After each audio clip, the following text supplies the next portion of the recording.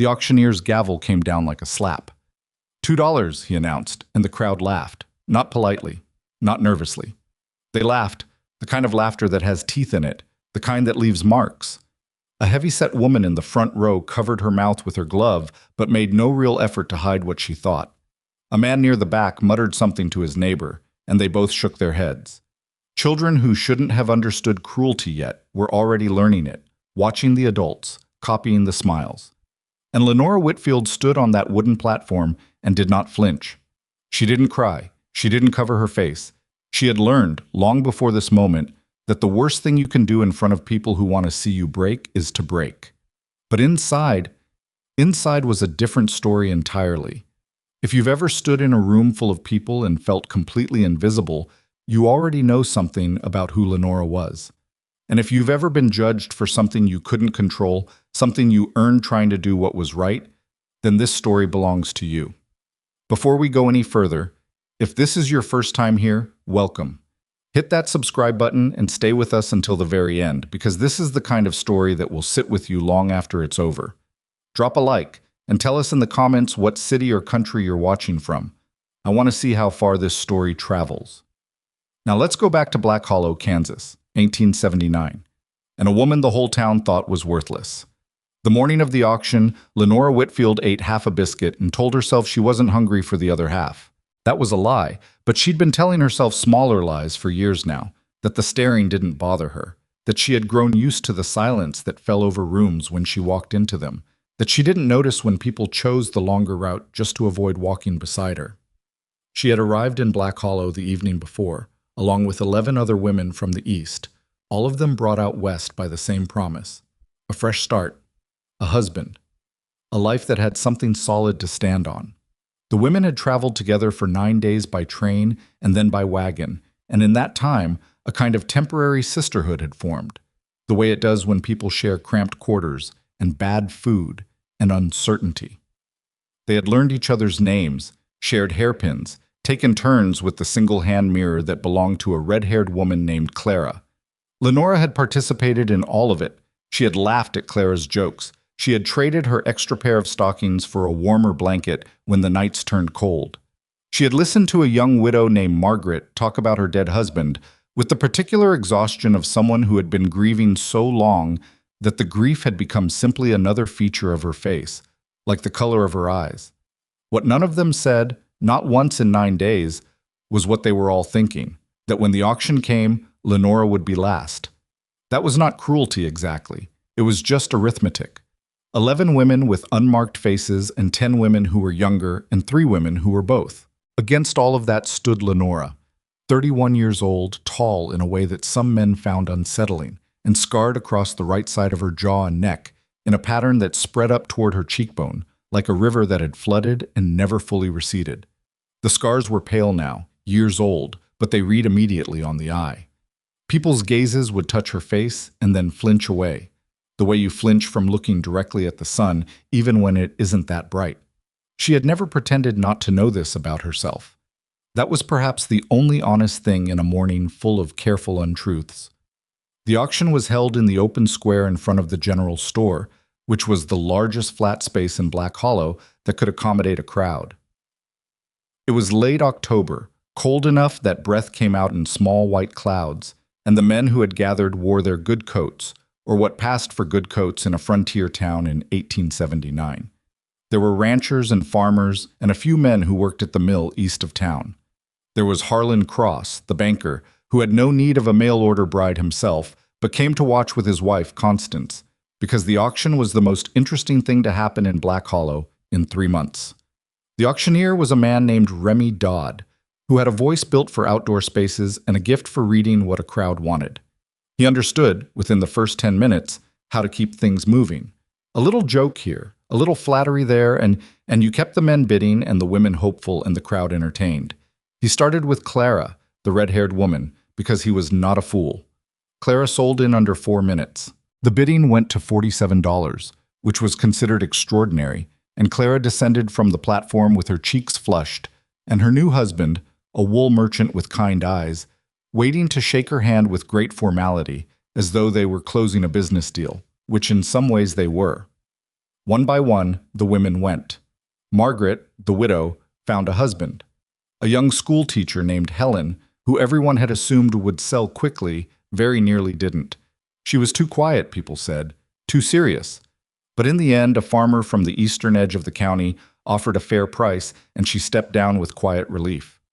Even the woman who had cried most of the way from St. Louis, whose name was Dottie, and who had admitted she wasn't sure she was brave enough for frontier life, found someone willing to meet her where she was.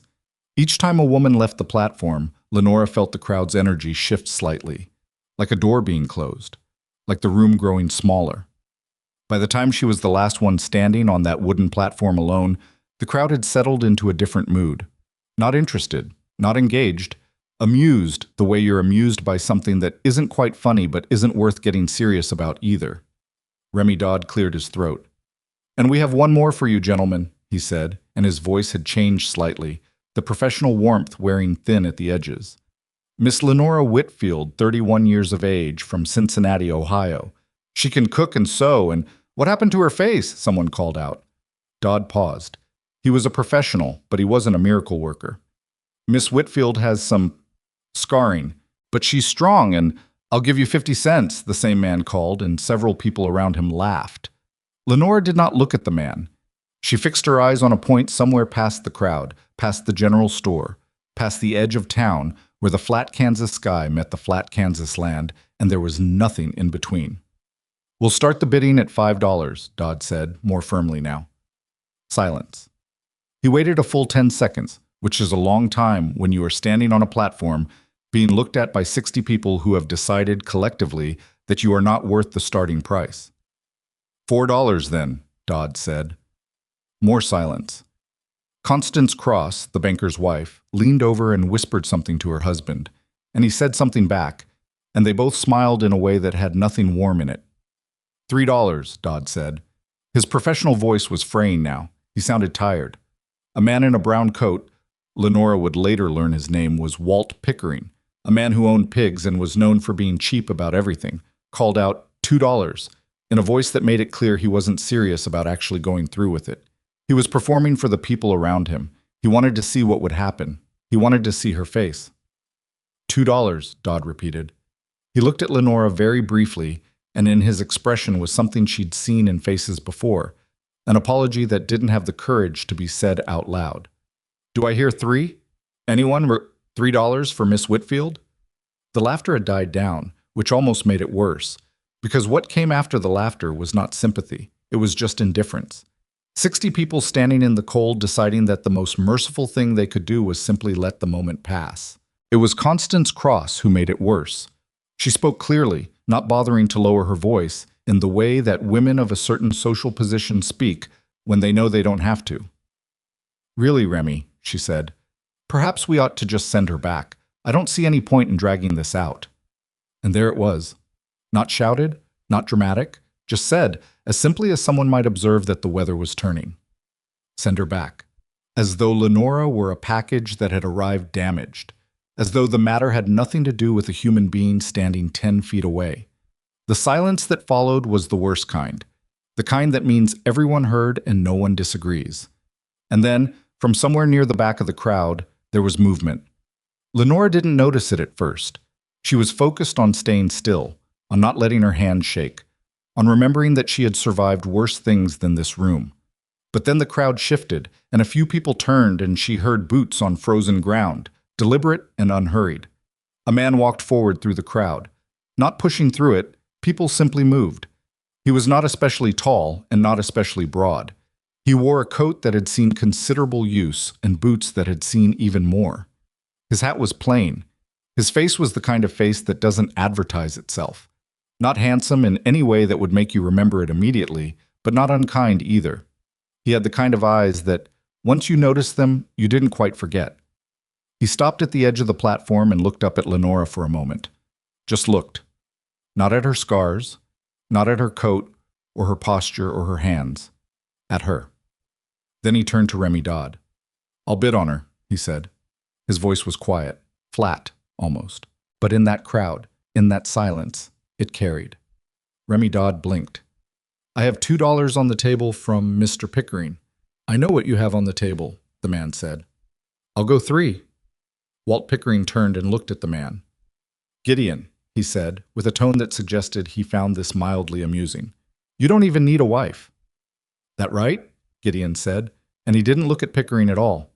He looked at Dodd. $3. There was a peculiar, suspended moment, the kind that happens when something unexpected breaks through the script that everyone has been silently following. A few people exchanged glances. Constance Cross's expression shifted from amusement into something harder to read. $3, Dodd said, with a slight quickening in his voice. Do I hear 4? Anyone? 4? Nothing. Sold, Dodd said. To Gideon Ashcroft, $3. The gavel came down. Lenora descended the platform steps with care because the wood was slightly warped on one side and she did not want to stumble. She stopped in front of Gideon Ashcroft.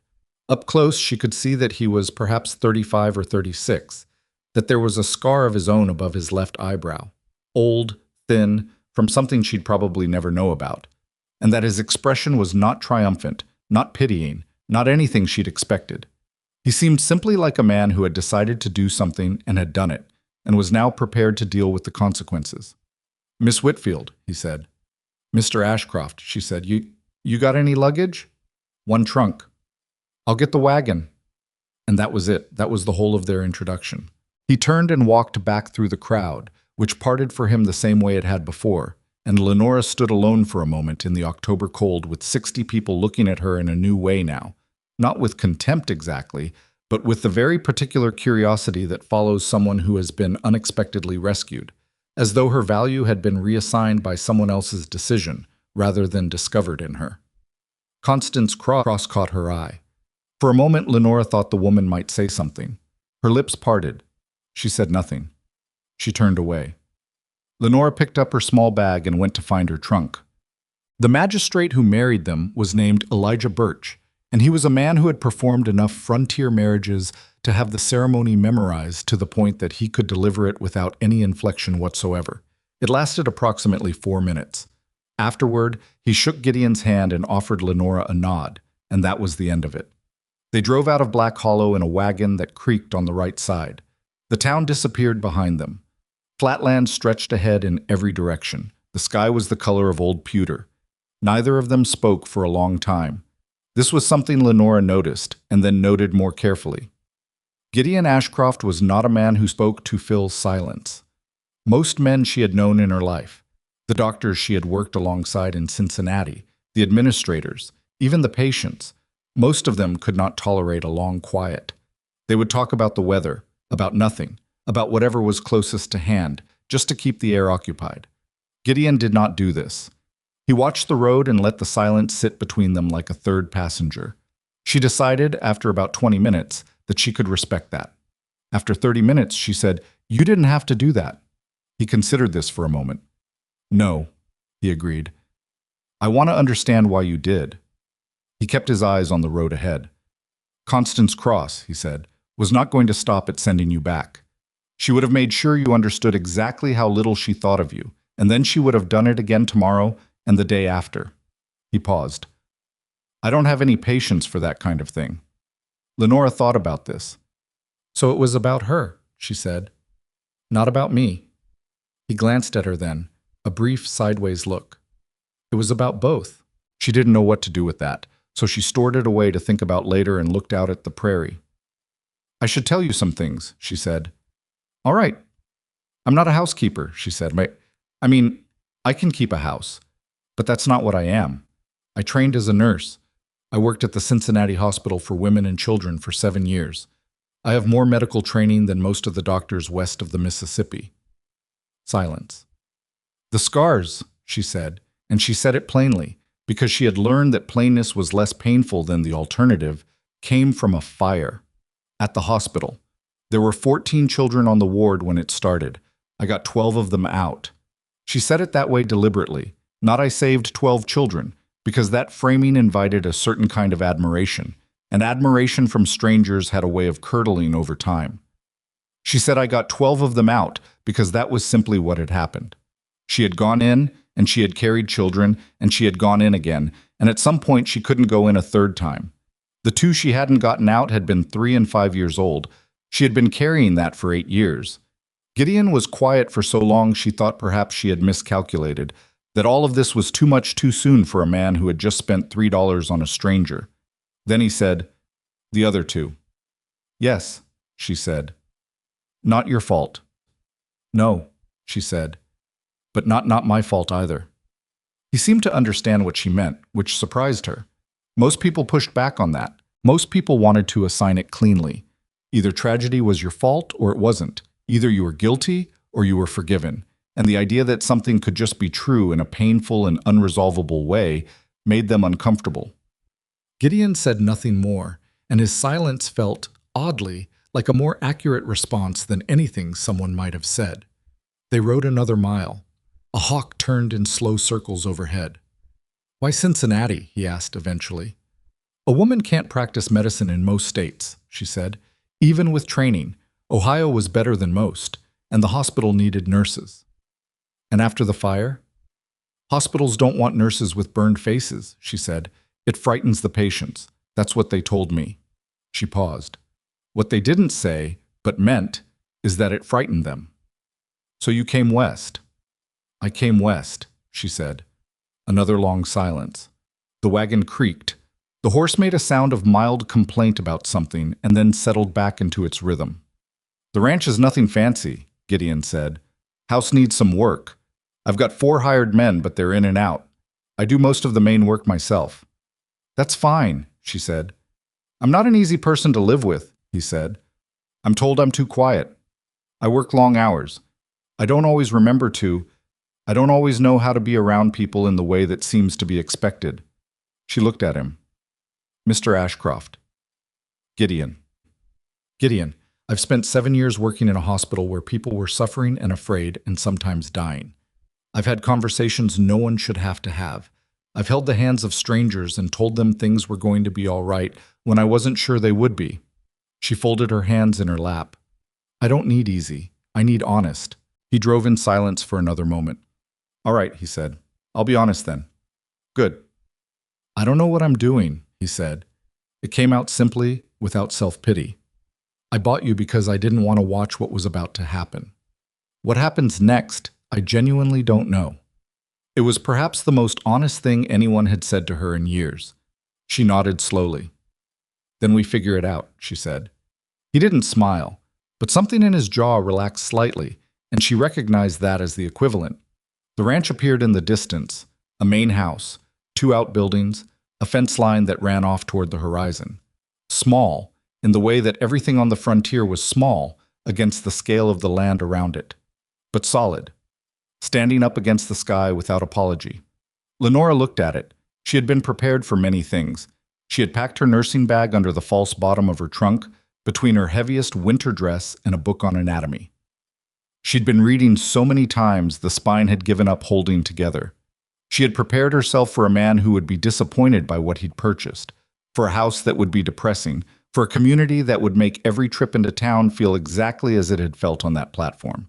She had not prepared herself for the particular way the failing afternoon light caught the roof of the house and made it look, for just a moment, like something that might be worth staying in.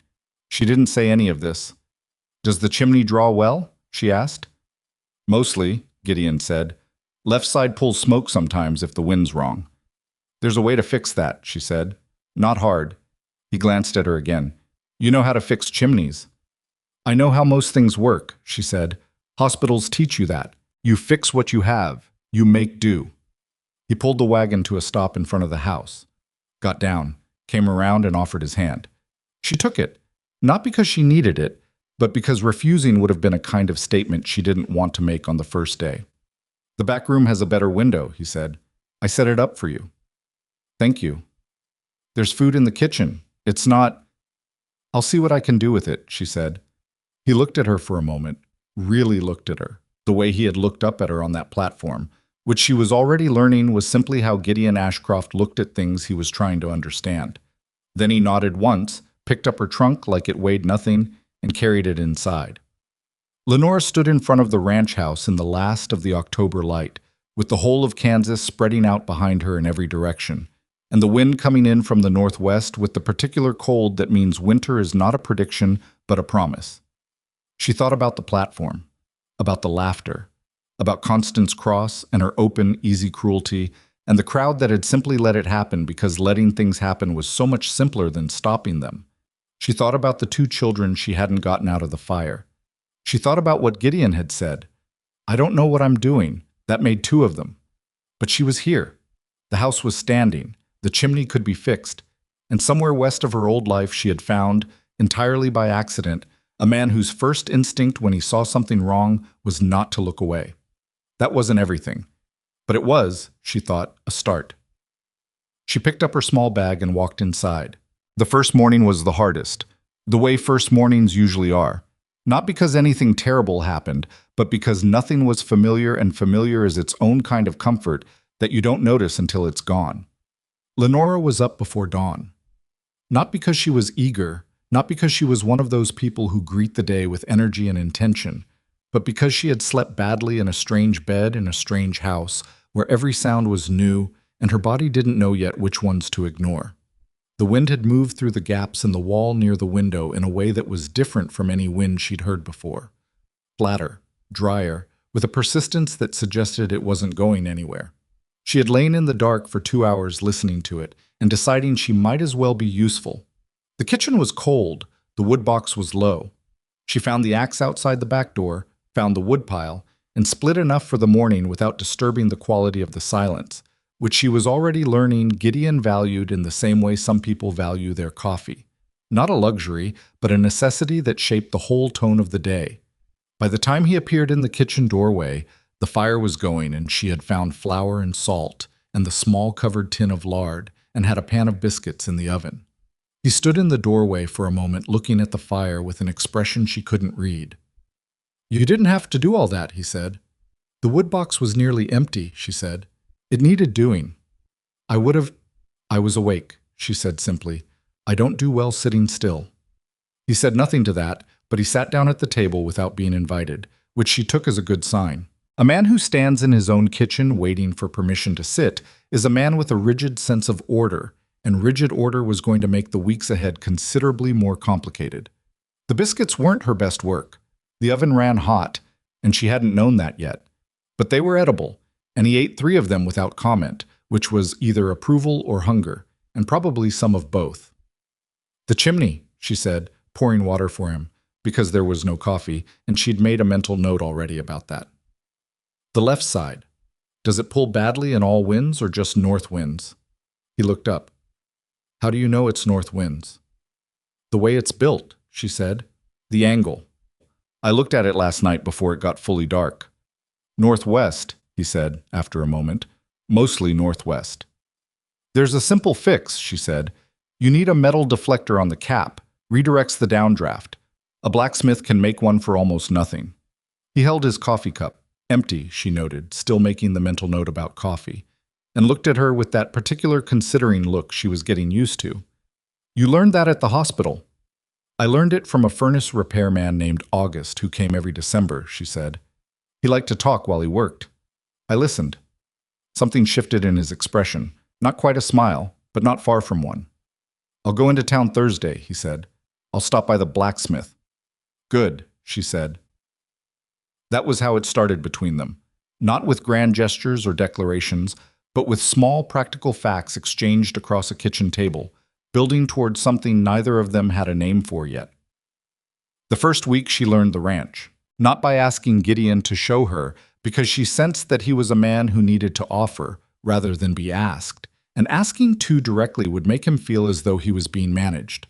Instead, she simply moved through the place methodically, the way she'd moved through a new hospital ward on her first day, quietly, observantly, filing information without announcing that she was doing it.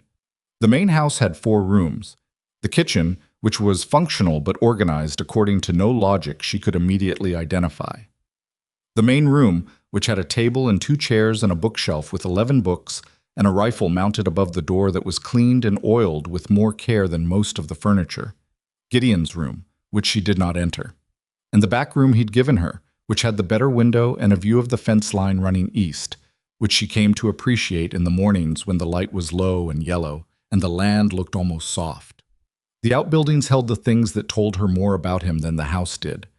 The barn was meticulous, tools hanging in order, nothing rusted, the animals water clean, and their bedding dry. Whatever else Gideon Ashcroft might neglect, he did not neglect the things in his care. She added that to the small and growing inventory she was keeping in her head about who he was. The 4 hired men came and went. Their names were Pete, a man of around 50 with a bad knee he never mentioned but favored noticeably. Caleb, young, probably 19, who looked at Lenore's face the first time he saw her and then looked fixedly at his boots for the rest of the day, apparently deciding that was the polite response. Tom, who was quiet in a different way than Gideon, not the quiet of a man comfortable with silence, but the quiet of a man who had run out of things to say a long time ago and stopped trying. And Hector, who was the only one who spoke to her naturally, without the careful sideways quality the others had, asking her on the second day if she could take a look at a cut on his forearm that wasn't healing right. She looked at it. It was deep, improperly closed, and showing early signs of infection she didn't like. "Sit down," she told him. "It's probably nothing," he said. "Sit down, Hector." He sat down. She cleaned it properly, drew out the infection, packed it, and wrapped it with the clean cloth she'd already established as her basic supply, because she had assessed the ranch's medical situation on day 2 and found it approximately what she'd expected. A bottle of whiskey considered a medical supply, some dubious plasters, and nothing else. "That needs to stay dry and clean for a week," she told Hector. "Come find me every morning and I'll check it." He looked at his arm, then at her. "You do this for all the ranch hands, ma'am?" "I do it for anyone who needs it done," she said. He nodded slowly. "Yes, ma'am." Then with a directness that she found refreshing after the careful avoidance of the others. "Does it bother you, the way people look at you in town?" She considered dismissing the question. Then she considered that Hector had earned a straight answer by asking a straight question. "Yes," she said, "but I've had 8 years to decide that it bothers me less than the alternative." "What's the alternative?" "Letting it stop me," she said. He thought about that. Then he went back to work, and she went back to what she'd been doing, and they understood each other after that. By the end of the second week, the kitchen was reorganized in a way that followed the logic of how food is actually prepared, rather than the logic of someone who had been putting things away wherever they fit. Gideon came in one evening and stood in the kitchen for a moment with the look of a man who knows something is different, but can't immediately locate what. "The flour's on the other side," he said. "The flour's next to the salt and the lard," she said, "because those are the 3 things you use together most often." A pause. "Makes sense," he said. "Yes," she said. He opened the cabinet, found the flour where she said it was, made no further comment. She counted that as a victory of the small, unglamorous kind that are actually the most important. The sanitation was the harder conversation. She had been watching the water situation for 10 days before she raised it, because she wanted to be certain of what she was seeing before she said anything. What she was seeing was this. The well sat too close to where waste from the barn was draining when the ground was wet, and the bucket rope had green growth on it that no one had addressed, and there was a crack in the well cover that let surface water in when it rained. She waited until the evening, when Gideon came in from a long day and ate his supper, and was in that particular state of tired that makes people either defensive or open, and it goes one of 2 ways. She'd learned to read people in hospitals, learned to time conversations the way you time a procedure, not when it's convenient for you, but when the conditions are right. "The well," she said. He looked up from his plate. "The cover's cracked," she said. "The rope has growth on it, which means the bucket is going into contaminated water. And the drainage from the northeast corner of the barn runs toward the well when the ground is saturated." He put his fork down. "How long has it been like that?" she asked, not accusingly. She genuinely wanted to know. "The cover cracked last spring," he said slowly. "I patched it, but—" "The patch didn't hold," she said. "I can see where it pulled away." She folded her hands on the table. "Gideon, you and your men have been drinking from that well every day.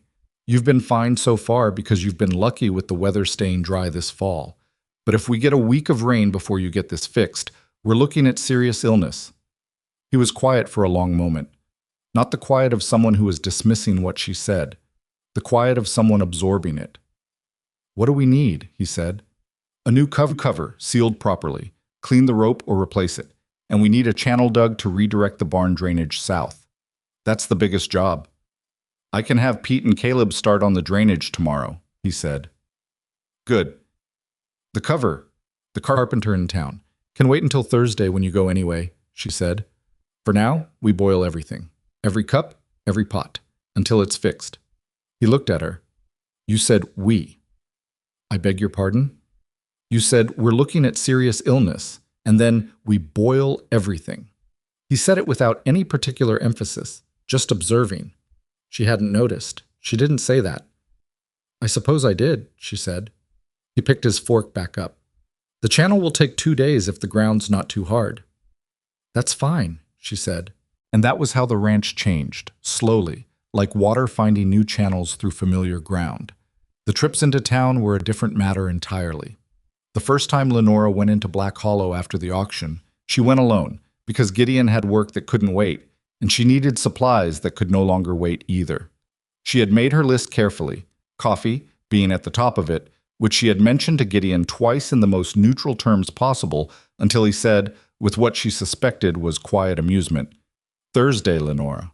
I'll get the coffee. Thursday. She took the smaller horse, a steady dark mare named Agnes, who had the phlegmatic personality of an animal that had decided long ago that the world was largely fine and there was no point in overreacting to it. She tied Agnes in front of the general store and went inside. The woman behind the counter was around 40, with a pleasant face that became very carefully neutral the moment Lenora walked in. Her name, Lenora would learn, was Ruth Calloway, and she was the kind of woman who treated everyone with correct, meticulous courtesy while still managing to convey, through some alchemy of tone and small expression, that some people's courtesy was earned and others was merely extended out of decency. Lenora put her list on the counter. Ruth Calloway looked at it. You're the Ashcroft woman, she said. I'm Lenora Ashcroft, yes, she said. It was the first time she'd used the name that way, and it sat in her mouth slightly sideways, not unpleasant, just new. He sent you in alone? He's working, Lenora said. The list is straightforward. I have money. A pause. Then Ruth began pulling items. She worked efficiently, without speaking, which Lenora would have preferred over what happened next, which was the door opening and Constance Cross walking in with a younger woman Lenora didn't recognize. Constance Cross stopped when she saw her. Not stopped dramatically. Just the slight recalibration of a person who has walked into a room and found something in it they hadn't expected. She recovered almost immediately, but Lenora had spent years watching people's faces, and she had seen it. Mrs. Ashcroft, Constance said, with a particular precision on the title that made it somehow less of an acknowledgement than if she'd said nothing at all. Mrs. Cross, Lenora said. Younger woman. She was perhaps 25, wearing a good coat and the slightly uncomfortable expression of someone who has just walked into a situation they weren't briefed on, looked between them with careful neutrality. Settling in, are you? Constance said, moving toward the dry goods as though the conversation were already concluded. Gideon's ranch is quite remote. Most women find it difficult. I grew up in cities, Lenora said. I find the quiet easier than I expected. Constance's eyes moved, very briefly and entirely involuntarily, to the right side of Lenora's face. Well, she said, I suppose you've had to find a great many things easier than they might otherwise be. It was perfectly delivered, friendly in tone, devastating in content.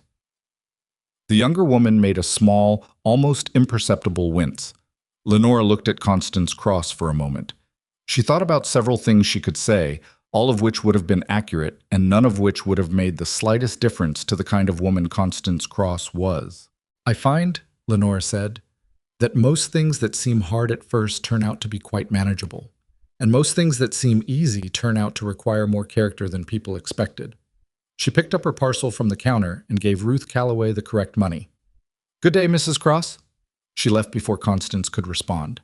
Outside, she stood next to Agnes for a moment with her hand on the mare's neck and breathed the cold November air and let the moment settle. Not because she was upset. She was not, particularly. But there was a particular energy that came from having to be precise and controlled in an encounter like that, and it needed somewhere to go. Agnes turned her head and regarded Lenora with one large, dark, completely indifferent eye. I know, Lenora said. It's fine. She rode back to the ranch. That evening, she did not tell Gideon about the encounter in the general store. Not because she was hiding it, but because it didn't seem to require telling. She had handled it. It was over. Reporting it would make it into a larger thing than it was, and she had learned a long time ago that giving that kind of thing more air than it needed was how it grew. What she did do was start a garden plan. Not because it was the right time of year, it wasn't. It was November in Kansas, which is not a time of year that has any patience for gardens, but because the planning itself was useful, and because having something to look forward to in spring was its own kind of medicine. She sat at the kitchen table after supper with a piece of paper and a pencil that was down to its last inch, drawing a rough grid of the land on the south side of the house where the light was best, marking out what would go where. Root vegetables, some greens, herbs she could dry for winter use. Lavender along the far edge, because lavender repels certain insects, and because she simply liked it, and she had given herself permission to like things for reasons that were only about herself. Gideon came in from checking the barn, saw her at the table, and stopped. "What's that?" he said. "Garden," she said. "For spring. The south side gets good afternoon light, and the soil there looks workable." He came closer, looked at the paper. He was quiet for a moment, studying her grid. "Lavender," he said. "That's practical." "It is," she said. "It also smells good. That's allowed to be part of it." He looked at her. "I didn't say it wasn't." "No," she said. "You didn't." He got himself a glass of water, leaned against the counter. "The drainage channel Pete and Caleb dug this week. It redirected properly. Ground's dry on the well side."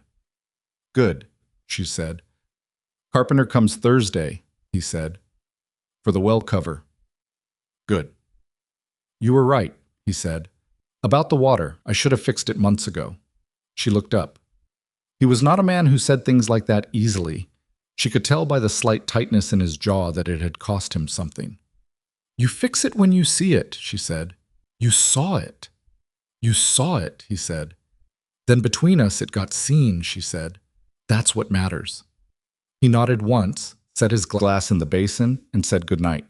She listened to his footsteps down the hall, heard his door close, and sat for another half hour finishing her garden plan in the dim lamplight, planning for spring as though spring were certain, as though this house would still be hers to plant things beside. She decided to keep believing that. It seemed, under the circumstances, like the most useful thing she could do. November became the slow slide toward winter. The days shortened and sharpened, and the flat Kansas landscape took on a monochrome quality that should have been bleak, but which Lenora found, unexpectedly, restful. There was a simplicity to it. The land said, "Here is what there is, not more, not less." She went into town 5 more times that month. Each time was its own small negotiation. Most people in Black Hollow treated her with the particular careful courtesy that is reserved for people you have publicly humiliated and would prefer not to have to think about. A few were genuinely decent. The blacksmith, a heavy-set man named Arlo, who had given Gideon the chimney deflector and who always gave Lenora a direct nod, and once held the door for her, which sounds like nothing and was not nothing. The pastor's wife, surprisingly, who met her eye without the slide away that most people performed. And then there were the others. Not Constance Cross level. That level required ambition and a particular kind of social confidence, but the quiet kind. The women who clustered at the corner near the dry goods and fell silent when she passed, and then started again when she was 6 steps away. The men who found it necessary to look at their horses' bridles when she rode by. The children who stared openly, because children haven't learned yet to disguise what they think, and what they thought was written plainly on their faces. She kept her back straight. She bought her supplies. She rode home. On one of those trips, she stopped at the home of a woman named Alma Breslin, who was in her 70s and lived at the edge of town in a house that had clearly once been taken care of and was no longer. She had heard about Alma from Hector, who mentioned offhandedly that the old woman had been sick for 3 weeks, and the doctor had told her to rest, and she was too proud to ask for help, and was probably not eating properly. Lenora knocked on the door. Alma Breslin opened it after a long moment, wearing an expression that combined irritation with genuine surprise in equal measure. She was small and angular, and had the eyes of someone who had been sharp all her life and planned to stay that way. "Who are you?" she said.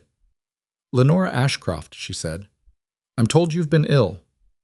I've been told no such thing to you, Alma said. No, Lenora agreed. May I come in? A pause. Then Alma moved aside, which was less an invitation than a decision not to actively prevent entry. Inside, the house told the same story the outside told. A woman who had been managing alone for too long. Lenora assessed it with the same trained eye she used on the ranch, cataloging what needed immediate attention and what could wait. Sit down, she told Alma. This is my house, Alma said. It is, Lenora agreed. Sit down, please. Alma sat down. With, Lenora would note privately, the faintest possible suggestion of relief. She examined her. The chest congestion was the main thing. Old, not fully clearing, wearing the woman down from inside. The cough was productive and unhealthy. Her hands were cold in a way that suggested her circulation was struggling. You need proper rest, Lenora said. Not lying down rest, real rest, which means someone else handles the things you've been forcing yourself to handle. I don't have anyone, Alma said. Not with self-pity, with simple fact. You have me, Lenora said. For now. Alma looked at her face, directly, without the sideways avoidance most people practiced. The old woman had the honesty of someone who had stopped caring what things looked like. You're the one from the auction, she said. The $2 woman. Yes, Lenora said. Constance Cross told everyone you trapped Gideon into buying you, Alma said. That's not what happened, Lenora said. No, Alma said, studying her. I didn't think it was. She coughed, the racking kind. Constance Cross has been wrong about most things for 40 years. Nobody seems to notice. Lenora made a poultice and applied it to Alma's chest. She made a thin broth from what she found in the old woman's kitchen, which required some creativity. She stacked wood near the door so Alma wouldn't have to carry it. She left instructions, specific, written down, because she had learned that when people are sick and alone, they forget things and then feel ashamed about forgetting. I'll come back in 3 days, she said at the door. You don't have to, Alma said. I'll come back in 3 days, Lenora said. Alma looked at her for a moment with an expression that had softened around the edges, just slightly, in the way of a woman who has been self-sufficient so long that someone doing something for her without being asked had become almost painful to receive. Thank you, she said. I don't say that often. I know, Lenora said. I can tell. She rode home with the particular kind of tiredness that was not depleting but the opposite. The tiredness that comes from having done something that used you fully, something you were actually built for. Gideon was in the barn when she got back. She put Agnes away herself, as she always did, and when she came back through, she paused at the barn door. There's a woman in town, she said. Alma Breslin. She's been ill and living alone. I'm going to check on her. He looked up from what he was working on, a harness buckle he was repairing with the same meticulous attention he gave everything in the barn. I know Alma, he said. She went to school with my mother. She's going to be fine, Lenora said. She's stubborn enough. But she needs someone to say that plainly and get her to rest. He looked at her for a moment. You went on your own, without asking. It could have been a statement or a question or an accusation, depending on the man. She'd become good, in 4 weeks, at reading which one Gideon meant. He meant it as a statement, observational. Not quite approving, not disapproving. More like the expression of a man who is continually finding that the person in his house does things he hadn't anticipated, and is adjusting his understanding accordingly. I didn't think I needed to ask, she said. You didn't, he said, and went back to the buckle. She went inside and started supper. Through the kitchen window, the November sky was pressing down low and gray, and the wind from the northwest had picked up, carrying the particular smell that Lenora was learning meant serious cold was coming. She put on more wood. December arrived with its full weight, and with it came the thing that nobody in Black Hollow saw arriving because they were all too busy being certain that the worst thing in their community was the scarred woman from the auction, and certainty has a way of making you blind to everything else. It started with children, the way these things always did. The first case was a boy named Ellis Marsh, 7 years old, son of the mill foreman. He came home from school on a Tuesday complaining of a sore throat, which was not alarming, because December was when children got sore throats. His mother gave him warm broth and extra blankets and assumed it would pass by morning. By Wednesday evening, he had a fever of 103 and a cough that had a quality to it. a sound she couldn't name but that frightened her. She sent for Dr. Harlan Webb, the only physician in Black Hollow, who arrived on Thursday morning. Dr. Webb was 63 years old and had been practicing medicine in frontier towns for 30 of those years. He was not a bad doctor, exactly. He had genuine skill and genuine experience, and in another era with different tools, he might have been considered excellent. But he had also been the only doctor in this community for long enough that no one had ever really disagreed with him, and that kind of certainty does its own particular damage over time. He examined Ellis Marsh. He listened to his chest, looked at his throat with the small lamp he carried, pressed his glands, asked his mother a series of questions about diet and recent activity. "Diphtheria," he said. Then he prescribed rest, fluids, and a mustard plaster for the chest, which was the treatment the books he had trained with recommended, and which would not, in fact, do very much at all. No one in Black Hollow was particularly alarmed. Diphtheria was a known illness. It was unpleasant. It sometimes became serious. But Dr. Webb had diagnosed it, and Dr. Webb's diagnosis meant there was a framework, and a framework meant control, and control meant there was no reason to panic. What Dr. Webb had not recognized, what the books he had trained with, published in 1849, did not address with any precision, was that the illness spreading quietly through Black Hollow. That December was not diphtheria. By the end of the first week, 4 more children were sick. Lenora didn't know about any of them yet. She was at the ranch, managing the ranch's own small December emergencies. Pete's knee had gotten significantly worse in the cold. Tom had sliced his hand badly on a fence wire, and the chimney deflector, which had worked beautifully in the smaller winds, was developing a new rattle in the serious gusts that woke her at 3 in the morning and needed investigating. She was also, in the hours between these things, sitting at the kitchen table in the evenings working through her nursing manuals. She had 3 of them in her trunk, and she read them methodically, not because she had forgotten anything, but because she believed that medicine was not something you could afford to know by memory alone. The field moved, or it should move, and what was written down in 1860 was not always what the evidence said in 1879. It was during one of these reading sessions that Gideon came in one evening and sat across from her, not something he did often, usually preferring the main room after supper, and placed his hat on the table. "I heard something in town today," he said. "When I went for the well cover last week, apparently there are children sick, more than one family." She looked up from her book. "What kind of sick?" "Throat trouble," he said. "Doc Webb says it's diphtheria." Something moved in her chest. Not panic. She had trained herself out of panic years ago, because panic in a medical situation was a luxury that cost lives. It was something sharper and more precise than panic. "How many?" she said. "When I heard it, 5, he said. "But that was 4 days ago." She closed her book. "Which families?" "The Marsh boy? The Callie children? 2 of them. Are they staying home? Are they being kept away from other children?" "I don't know," he said. "Webb didn't say anything about that, as far as I heard." She sat very still for a moment, the way she used to sit in a hospital when she was calculating something. Not still because she was calm, but still because everything useful in her was directed inward, running numbers. 5 children, throat trouble, December. A doctor who called it diphtheria and prescribed plasters. "Gideon," she said, I need to go into town tomorrow." He looked at her. "To do what?" "To see those children," she said. "Webb won't like that." "No," she said. "He won't." He was quiet for a moment. Outside, the wind moved through the northwest gap, and the house made its small, familiar complaints. "What do you think it is?" he asked. She thought about how to answer that. She thought about what she'd read, what she'd seen in Cincinnati, what the combination of December in frontier town and 5 children down with throat illness in the same week suggested to someone who had spent 7 years watching how illness actually moved through a population.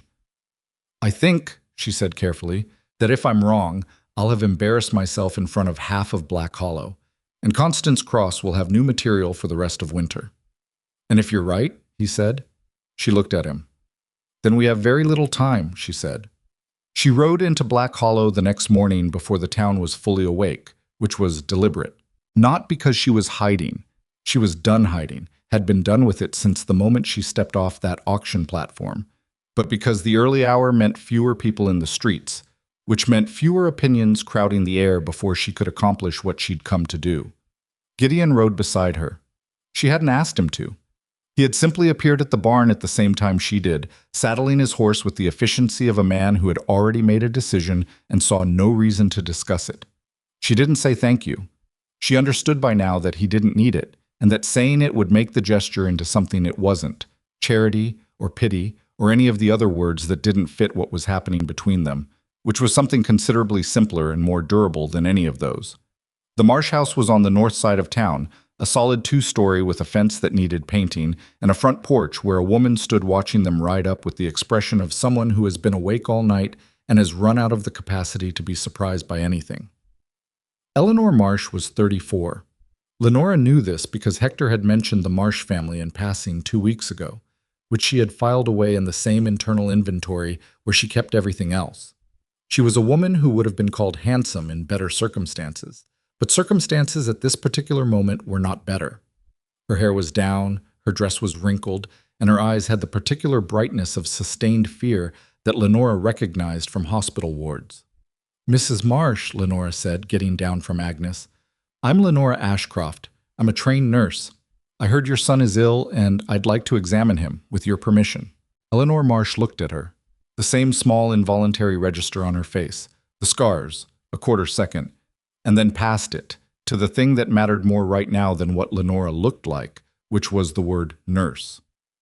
"Dr. Webb says it's diphtheria," Eleanor said. "I know what Dr. Webb says," Lenora said. "May I see him?" A pause. Then the woman stepped aside. Ellis Marsh was lying in a bed in the small room off the kitchen, which had the practical advantage of being the warmest room in the house. He was small for 7, dark-haired, and at this particular moment the color of old candle wax. He was awake but barely. His eyes tracked toward Lenora when she entered the room, then slid away again as though the effort of focusing was more than he had available. She sat beside him, put her hand on his forehead.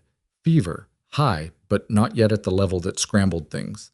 Then she asked his mother for a lamp, and she looked at his throat. It took her less than 15 seconds to know. The membrane was wrong. Not the gray-white sheet of a diphtheria false membrane, which she had seen enough times in Cincinnati to know its particular texture. This was different, patchy, uneven, sitting deeper in the throat in a way that made the airway look narrower than it should. The cough had a quality she'd been trying to identify since Gideon described it last night, and now, hearing it once in person, she identified it. It was a bark. Low, metallic, like something mechanical seizing up. She kept her expression neutral. She asked Ellis a few gentle questions. Where did it hurt most? Could he swallow water? How long had the cough been that way?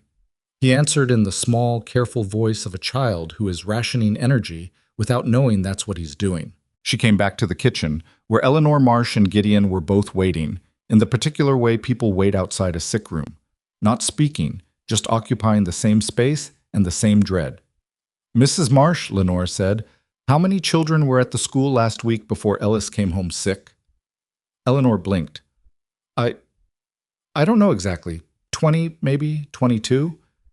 Has Ellis been in contact with the Callie children recently? They sit near each other in class. Eleanor's voice had changed, gotten quieter. Why are you asking about the school? Because I need to understand how it's moving, Lenora said. Then, because Eleanor Marsh deserved the truth and had clearly been running on vague reassurances for days. "Mrs. Marsh, I don't believe this is diphtheria." Silence. "Then what is it?" Eleanor said.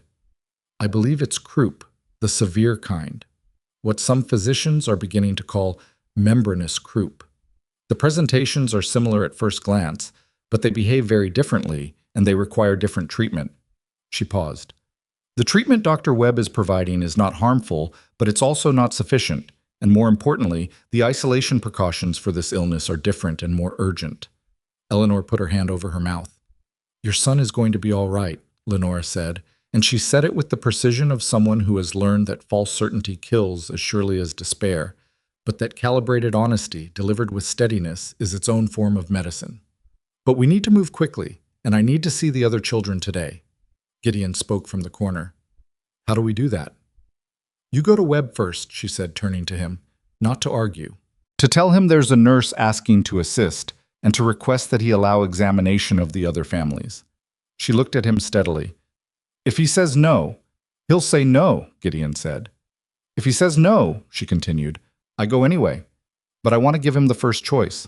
He deserves that." "You're more generous than I'd be," Gideon said. "I'm not generous," she said. I'm practical. If Webb digs in against me, every family in this town will have to choose between their doctor and a woman they already have reasons to distrust. That costs us time." She picked up her bag. "Give him the first choice. If he refuses, we deal with the second choice." He left. She stayed and began proper treatment on Ellis, steam for the airway, a different poultice than what Webb had prescribed. Clear instructions for Eleanor on positioning the child to keep his airway as open as possible. She wrote everything down in her small, clear handwriting, the same way she'd written instructions for Alma Breslin, because written instructions exist even when memory fails at 3 in the morning. Dr. Harlan Webb arrived at the Marsh house 40 minutes later. Gideon was not with him. Webb was alone, and he was moving with the particular energy of a man who has been interrupted from something important and has decided to deal with the interruption by controlling its terms. He was shorter than Lenora had expected, with white hair and a beard trimmed with precision, and eyes that were sharp in the way of someone who has been right about things for so long that being questioned has become a physical irritant. He stopped in the doorway of Ellis's room and looked at Lenora, who was sitting beside the boy and had not looked up from what she was doing. "Mrs. Ashcroft," he said, "I'm told you have some nursing experience." She looked up then. 7 years, she said. Cincinnati Hospital for Women and Children. Something shifted in his expression. Small, quickly controlled. "Cincinnati," he said. "That's a good institution." "Yes," she said. "It is." "The boy has diphtheria," he said. "I don't believe he does," she said. The air in the room changed. Eleanor Marsh, who was standing near the window, went absolutely still. "Mrs. Ashcroft," Webb said, with the patience of a man practicing patience rather than feeling it, "I have 30 years of clinical experience. I have treated diphtheria many times. The presentation. The membrane is atypical," she said. She stood up, because this conversation needed to be conducted between people at the same level, and staying seated while he stood was not a dynamic she intended to maintain. "The location is deeper. The cough has a character that isn't consistent with diphtheria. And if I'm right about what this is, the 5 children currently sick are not the last 5. She held his gaze. "Dr. Webb, I am not here to undermine you. I am here because I think this community is about to face something larger than a handful of isolated cases, and I want to help you manage it." He looked at her for a long moment. The kind of look that is doing several things at once, assessing the claim, assessing the claimant, deciding how much the opinion of a woman with a burned face in a frontier town deserves to be weighed against 30 years of his own authority. "What do you propose?" he said. His voice had changed slightly. Not conceding, she wouldn't have called it that, but shifted from active resistance to something more like watchful waiting. "I propose we see the other families together," she said, "today, and that you draw your own conclusions. If you look at all 5 children and still believe this is diphtheria, I will step back." She meant it, and she let him hear that she meant it, because the alternative, fighting him publicly, would fracture whatever trust she might eventually need from this community, and she could not afford that. He agreed. Whether because he genuinely wanted a second opinion or because refusing would have looked worse than accepting, she couldn't tell. Probably both. They spent the rest of that morning seeing children. The Callie children, 2 of them, a girl of 9 and a boy of 6, presented identically to Ellis. Same membrane, same cough, same quality of fever. At the 3rd house, a family named Drucker, the child was worse, 3 days further along and showing the airway narrowing that Lenora had been dreading, the particular anxiety in the child's eyes that came from working harder to breathe than breathing should require. Webb said very little as they moved from house to house. He examined, he listened. At each bedside, she watched him, and at each bedside she could see the small internal adjustments happening, the slight alteration of expression, the moments where he looked at what she was pointing out, and the information entered him at some angle that the older information hadn't quite anticipated. They stood outside the Drucker house in the December cold. Webb's breath came out in white clouds. He did not look at her directly. "The Drucker boy is worse than the others," he said. "Yes," she said. "His airway is compromised." "Yes."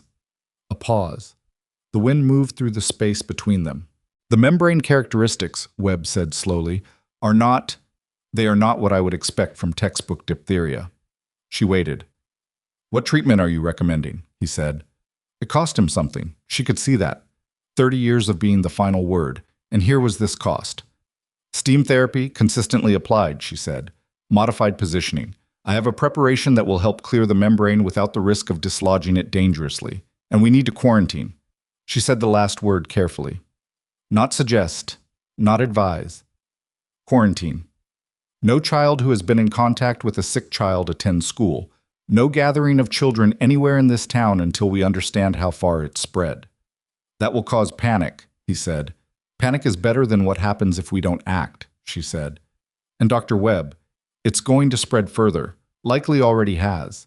There are children incubating this right now who don't feel sick yet. We have perhaps 5 days before this doubles.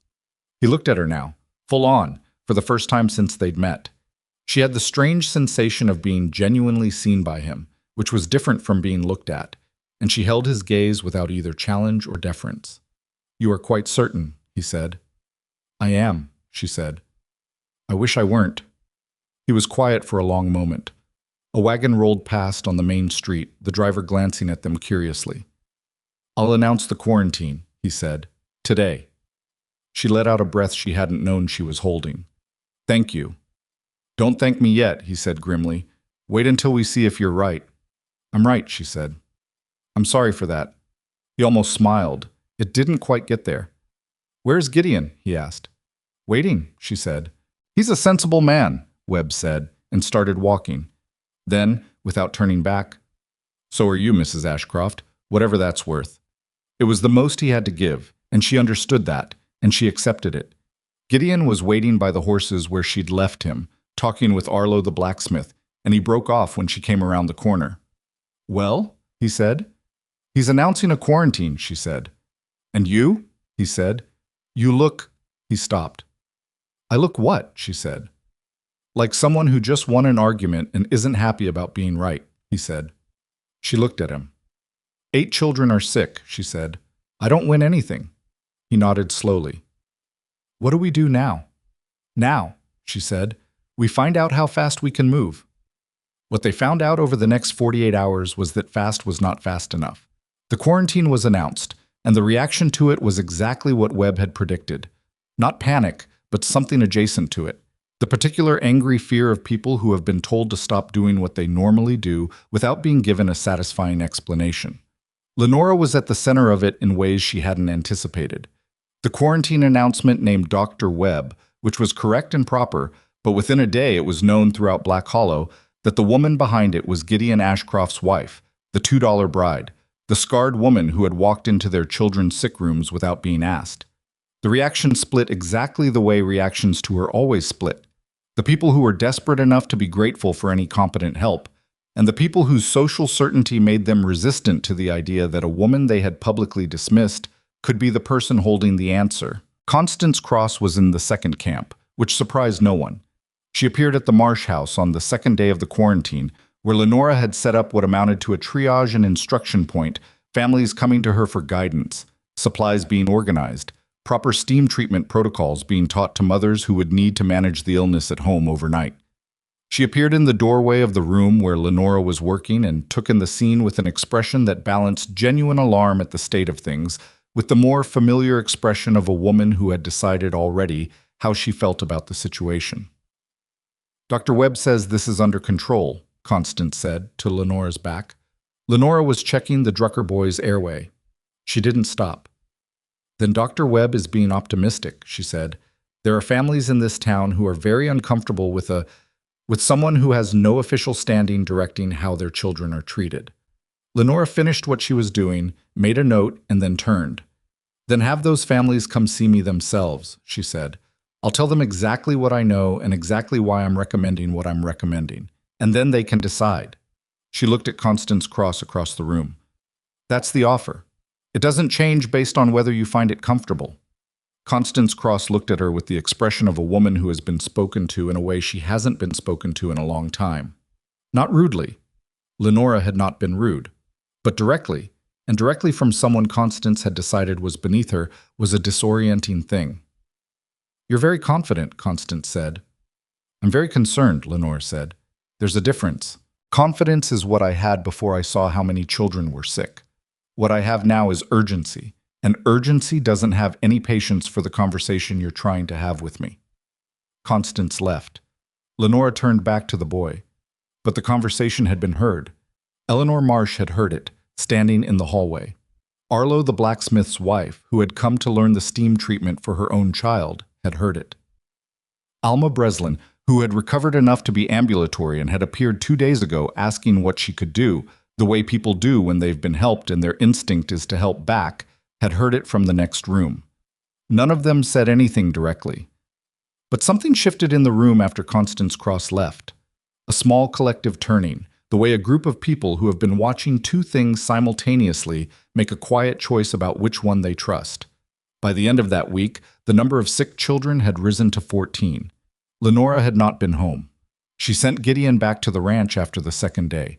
The animals needed tending and Pete's knee needed the work reduced, and she would not have Gideon sitting in a chair watching her work when there were practical things he could be doing. He came back every evening with food she hadn't asked him to bring, and supplies she had asked him to bring, and the quiet, reliable presence that she had stopped questioning and had simply begun to depend on. He slept in the wagon. She slept on a pallet in the church vestibule, because by day 5 she had transformed the church into what it effectively was, an emergency medical ward. This was the decision that nearly broke everything. The pastor, Reverend Hale, a thin man with good intentions and the spine of someone who had never been seriously tested, had initially agreed to the use of the space because Webb asked him, and because he was frightened, and because Lenora had made a quiet and specific argument about ventilation and floor space, and what would happen to his congregation if the epidemic was allowed to spread unchecked through the town's only gathering spaces. But when the first beds went in and the first families arrived, and it became undeniably clear that his church was now a place where very sick children lay in rows, and the woman organizing their care was the same woman his wife's social circle had been describing in specific and unflattering terms for the last 6 weeks, Reverend Hale came to Lenora with the expression of a man preparing to say something he already knew was wrong. "Mrs. Ashcroft," he said, "there are concerns." "About the children?" she said. "About the arrangement," he said. "Some of the congregation feel that—" "Reverend Hale!" She stopped what she was doing, turned, looked at him with the full attention of a woman who had very little left to spare. "I currently have 14 children under care. 3 of them have airway compromise serious enough that if I'm not here and something happens, someone dies trying to make a decision they don't know how to make." She did not raise her voice. She never raised her voice, because she had learned long ago that volume was for people who couldn't make their meaning clear without it. "I need this space. I need it for as long as the illness continues to spread. And I will keep it clean, I will keep it organized, and I will move out the moment the last child is well enough to go home." She paused. "Now tell me, is there anyone in your congregation willing to have their child die because the bed was in a building they were embarrassed to use?" He was silent. "Good," she said. "Then we agree." He went away. He did not come back to raise the question again. Whether he had found his answer somewhere in himself or simply decided that arguing with Lenora Ashcroft was more exhausting than the principle was worth, she didn't know and didn't have time to care about. What she cared about was the children. The 14, and then 15, and then 18. She cared about the steam, and the positioning, and the membrane, and the airway, and the fever, and whether the treatment she was using was doing what it should be doing.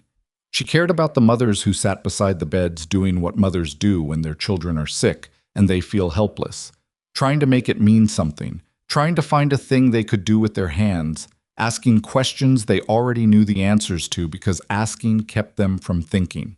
She was not always patient. She was honest with herself about that. There were moments, particularly in the deep hours of the night when the ward was quiet, except for the sound of labored breathing and the occasional murmured conversation between a mother and her feverish child, when her reserves were thin enough that she answered questions more curtly than she should have, when she moved from one bed to the next with an efficiency that probably read as coldness to the families watching. Gideon saw this, one of the evenings when he came. He waited until she came out of the side room where she went to check her notes, and he handed her the food he'd brought, and he said nothing for a moment, which was his way.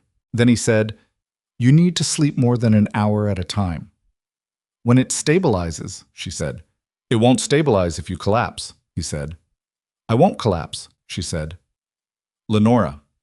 He said her name the way he said most things, quietly, but with a weight that made it land.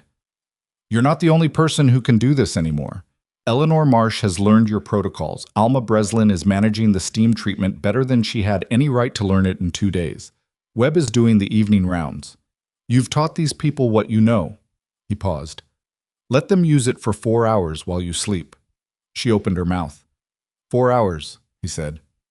"In the wagon. I'll be right outside." She looked at him for a long moment. The lamplight from the church doorway was behind him, and she couldn't see his face well, but she could hear in his voice the same thing she'd heard since the first wagon ride home. The refusal to manage her, combined with the absolute intention to say the true thing. She slept 4 hours. She didn't do it gracefully. She woke twice, both times certain there was a crisis, and both times there was none. But she slept. And she felt it the next morning, the particular restoration of a body that has been returned briefly to its minimum requirements. The crisis, when it came, did not announce itself. It never did. It was a boy named Samuel Holt, 9 years old, who had been sick for 6 days and had seemed to be stabilizing. It was one of the children Lenora had been cautiously relieved about. His fever had come down, his airway had been clear enough, his color had been improving. She was at the other end of the ward when she heard the sound. She knew it before she turned around. She had heard it once before in Cincinnati, and she had been too far away that time. The sound of an airway not having enough room left to move air, the way air needs to move. Samuel Holt's mother was already on her feet, her hand on her son's arm, calling his name in the rising voice of a woman watching something she doesn't understand, and understanding that it's bad. The boy was sitting upright. His body had known before his mother did, had known before Lenora heard the sound, had been working with what it had left. Lenora crossed the room. She put her hands on him and her eyes on his throat, and she assessed in seconds. The membrane. It had shifted, was blocking. His lips had the first pale to blue beginning that said time was now measured in minutes, and she had to choose. Samuel Holt's mother was saying his name. The rest of the ward had gone quiet in the way that groups go quiet when they sense something irreversible approaching. Lenora said, "Mrs. Holt, step back, now." The woman stepped back. Not because she wanted to, because something in Lenora's voice had the precise quality of authority that goes past argument into pure instruction. Lenora opened her bag. She had a small surgical kit, minimal, the kind she had assembled over years of working in conditions where you used what you had. She had read about the emergency procedure she was thinking about. She had seen it performed once, briefly, by a surgeon in Cincinnati on an adult patient 8 years ago. She had never performed it herself. She had about 4 minutes.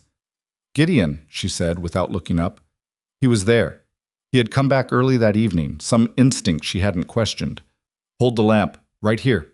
Don't move it." He moved beside her. The lamp held steady. She worked. The room around her was so quiet she could hear her own breathing. Eleanor Marsh, standing 3 feet away, said nothing and did not look away, which Lenora would remember later as one of the more extraordinary things she had ever witnessed. A woman choosing to bear witness when every natural impulse said to look somewhere else. The procedure was imprecise. Her hands were steady, but the conditions were not surgical. Lamplight, a wooden church floor, a child who was frightened and suffocating and could not cooperate because he was using every remaining resource to try to breathe. She spoke to him as she worked, low and steady, not telling him it was fine because it wasn't fine, telling him she was there, telling him she had him, telling him to hold on just a little longer. She had heard, once, a surgeon say that emergency procedures in the field are as much about talking as cutting. She hadn't understood it then. She understood it now. The moment the airway opened, the sound in the room changed. A child drawing a full breath in a room full of people who had been holding their own breath is not a quiet event. Samuel Holt's mother made a sound that was beyond crying. The boy's color began slowly to move back toward the pink that color should be. Lenora kept her hands where they were until she was certain, absolutely certain. Then she exhaled. Her hands were not quite steady after. She noticed that, and she noted it, and she kept that particular piece of information for herself. She looked up at Gideon. He was still holding the lamp. His face was the most difficult she had ever seen it to read. All the usual contained qualities still there, but underneath it something that looked to someone who had become practiced at reading him, like the face of a man who has watched a thing happen that has permanently rearranged something inside him. He did not say anything. She did not need him to. "Mrs. Holt," she said, turning to the mother, who was shaking badly and holding her son's hand and had tears streaming down her face in the uncomplicated way of someone who is not trying to manage how they appear. "He needs to stay very still. Can you do that? Can you help him stay still?" "Yes," the woman said. Her voice was wrecked. "Yes, I can do that." "Good," Lenora said. "Stay right here with him. I'll be back in 2 minutes." She went out the side door of the church into the December cold. She stood in the dark with her hands at her sides and breathed the frigid air and let the shaking move through her completely, the way you have to let it, because if you suppress it, then it waits and finds a worse time. The door opened behind her. She didn't turn around. She heard Gideon's boots on the frozen ground, and then he was standing beside her in the dark and the cold, not touching her, not speaking, just there. She breathed. "How many more?" she said, after a moment. It wasn't really a question. "I don't know," he said. "Neither do I," she said. She stood in the cold a moment longer. The stars above Black Hollow were very clear and very numerous, the way they always are above flat land with no lights to compete. She had noticed them before but had not had the mental space to do more than note their presence. Tonight they seemed to press down a little. "I need to go back in," she said. "I know," he said. "Thank you," she said, "for the lamp." "Lenora." She turned. His face in the starlight was serious in the way it always was, but something in his expression had opened just slightly at the corners, some seam in the usual composure. "That boy is breathing," he said, "because of you." She held that for a second. "Let it land." Then she said, "There are 17 others," and she went back inside. But she held it. She did not let it go entirely, because she was human and it was winter and she had been awake for most of the last 10 days.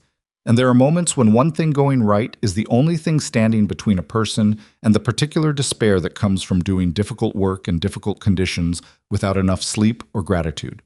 She held it like you hold a coal, carefully, at the edge, just enough warmth without burning yourself. And she went back to work. The night Samuel Holt breathed again, something changed in Black Hollow that no quarantine order and no town meeting could have accomplished. It didn't happen loudly. It wasn't a proclamation. It was the quieter and more permanent kind of change, the kind that moves through a community the way water moves through soil, finding its level without announcing itself, settling into the places where the ground was already softened by everything that had come before. Eleanor Marsh told someone. That someone told someone else. By morning, the story had passed through every household in the town that had a child in that church ward, and then through the households adjacent to those, and then outward still, the way all stories move in small communities, shaped a little by each telling, but with the essential fact intact. The $2 bride had kept a boy from suffocating with her own hands, and a lamp, and whatever it was she carried in that bag of hers, and she had done it in the middle of the night with nobody watching except the boy's mother and Gideon Ashcroft. Lenora knew the story was moving. She could feel it in the small alterations of how people behaved around her. The women who now met her eyes directly instead of the careful sidelong glance. The men who stepped aside in a way that was respect rather than avoidance. Ruth Calloway at the general store, who had always been correct and nothing more, held the door for her on her third day back in town after Samuel's crisis. She did not let it change how she worked. She had seen this kind of shift before, in hospitals, when a procedure went well in front of witnesses, and the ward's entire attitude toward a nurse suddenly recalibrated. It was real, but it was also contingent. It lasted exactly as long as things continued to go well, and the moment something went wrong, it evaporated like morning frost. She knew better than to spend any of her energy on it. What she spent her energy on was the 18 children still under her care, and the 2 new cases brought to the church on the morning after Samuel's crisis, and the supply situation, which had become genuinely precarious. She needed more clean cloth, more of the preparation she was using for the steam treatment, which required specific herbs she was running low on and could not easily source in Black Hollow in December. More lamp oil. More wood for the stove she'd had Gideon and Arlo the blacksmith install along the side wall of the church, because the building was not designed for winter habitation, and keeping 20 sick children warm in a Kansas December required more heat than the building's original architecture had planned for. She wrote the list and gave it to Gideon, who studied it with the expression of a man doing arithmetic in his head. And then he said, "The herbs. I can ride to the trading post at Miller's Crossing. It's half a day." "I know it's half a day," she said. "I'll go tomorrow morning," he said. "Take Pete if his knee can manage the ride," she said. "I don't want you on that road alone in this weather." He looked at her. The small pause that meant he'd noticed something in what she said and was deciding whether to remark on it. He didn't remark on it. He said he'd take Pete, and he went to arrange it, and Lenora went back to the ward. The hardest days were the ones in the middle of the epidemic's arc, not the beginning, when the urgency was clarifying, and not the end, when you could see the decline, but the days in between when it wasn't getting better fast enough and you couldn't see the bottom from where you were standing. Those were the days that ate at her in ways she didn't allow herself to examine too closely, because examining them required a stillness she couldn't afford. There were 2 deaths. She had known there would be. She had known it statistically, the way you know things you wish you didn't, with the cold precision of having read enough case studies to understand that mortality was not a moral failure, but a mathematical reality. The illness moved the way it moved, and some children came to care too late or were too young or had underlying vulnerabilities that no treatment could entirely overcome. The first was a girl named Iris, 4 years old, who had been brought to the church on the 9th day of the epidemic's run. Too far in. The membrane had already done damage that the treatment could slow but not reverse, and Lenora sat beside her for the last 6 hours, doing everything there was to do and knowing the whole time that everything there was to do was not going to be sufficient. She did not cry while she sat with Iris. She did not cry afterward, in the side room where she wrote her notes with a hand she had to concentrate to keep steady. She had learned, at some cost, years ago in Cincinnati, that grief in the field was not a thing you could release completely while you still had other patients, that the releasing had to wait and then eventually happened in its own time and its own way, and the best you could do was acknowledge its presence without letting it into the room where work needed doing. What she did do was go and find Iris's mother, who was a young woman, 26 at most, named Clara, a different Clara from the red-haired woman at the auction, but the name connected in Lenora's mind in a way she had no space to think about. She found Clara Renner sitting on the church steps in the December cold without a coat, and Lenora sat down beside her. She didn't say she was sorry. She didn't say the child was at peace, or that she hadn't suffered, or any of the careful words that people offer in these moments, because they need to give something and don't know what. She sat. She put her hand over Clara Renner's hand, and she let the cold sit around them, and the silence sit around them, and she didn't try to make it smaller than it was. After a long time, Clara Renner said, "Was there anything else you could have done?" Lenora thought about that with the honesty it deserved. "No," she said. "She came to me too late, and she was too small, and what she had was too far along. I did everything I knew to do." "I know you did," Clara said. She said it without bitterness, which was remarkable. "I could see that you did." They sat a while longer. Then Clara went inside to be with her daughter, and Lenora sat alone on the steps for a few more minutes, breathing the cold air, and then she went back to work. The second death was a boy named Thomas, 6, 2 days later. Older, stronger than Iris, and the loss had a different quality. More bewildering somehow because he had been improving, and then he wasn't, and then he was gone before anyone fully understood it was happening, Webb told the family. Lenora had asked him to do it, and he had, and she had watched from across the room as he spoke to the parents and understood that he was better at that particular conversation than she had assumed. That 30 years of practicing medicine, even imperfectly, included learning how to stand in front of a family and carry the weight of what he was telling them without putting any of it on them. She revised her opinion of Dr. Harlan Webb slightly upward that day. He found her afterward in the small room off the vestibule that she'd made into a supply space and a place to write her notes, and he sat down across from her with the exhaustion of a man considerably older than he'd been 3 weeks ago. "Two," he said. "Two," she said. out of 23 cases. He looked at his hands. With diphtheria, the real kind, the kind I thought this was, we might have lost 8 or 10. Maybe more, she said. He was quiet. She could hear the ward through the wall, the small sounds of sleeping children, a murmured conversation, the hiss of one of the steam apparatuses Gideon had helped her build from materials Arlo had fabricated. I've been practicing medicine for 30 years, Webb said. I have never had a colleague. She looked at him. I'm not a physician. No, he said. I know what you are. He said it without any of the earlier dismissiveness, which made it mean more than it would have otherwise. You're the person who identified this before it killed a dozen children. And you're the person who performed a procedure I have. He paused, with the care of a man choosing his words for reasons of accuracy rather than vanity. I have read about, but never executed. I read about it too, she said. I'd only seen it once.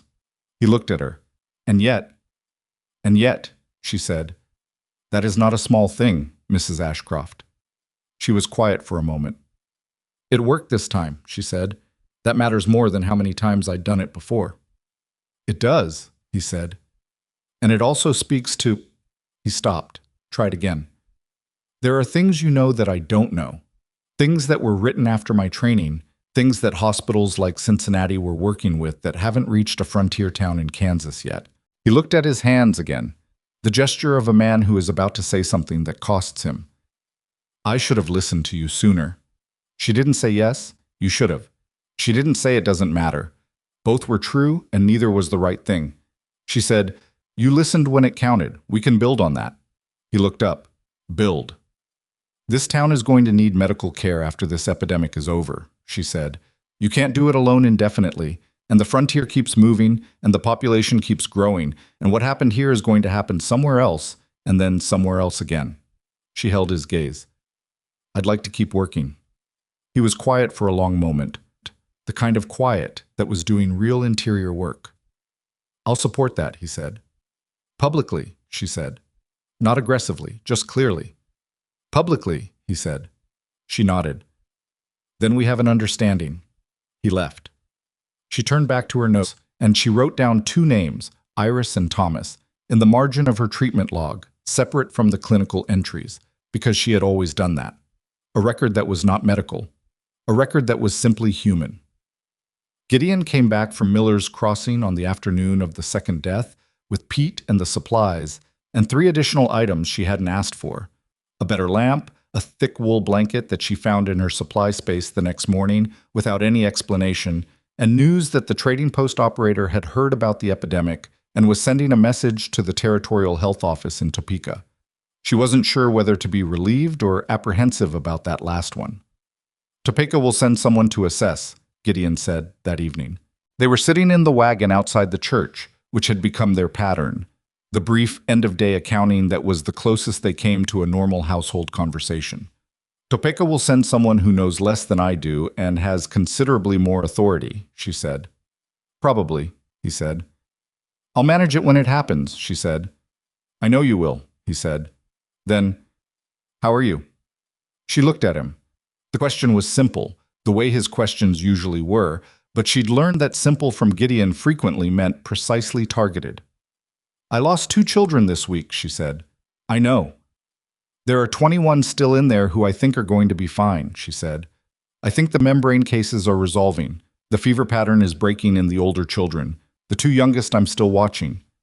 That's not what I asked, he said. She was quiet for a moment. The cold was serious tonight, the kind that had substance to it. I'm tired, she said. I'm more tired than I've been since the fire. She paused. I don't have the right word for it. There's something happening in that building that I didn't expect. What kind of something? She thought about how to say it. When you work in a hospital in a city, the patients come and go and you do your job and it's right work, it's important work, but the community around it is strangers. You do good, and then they go home, and you go home, and the next day there are new strangers. She looked out at the dark line of the main street. These aren't strangers.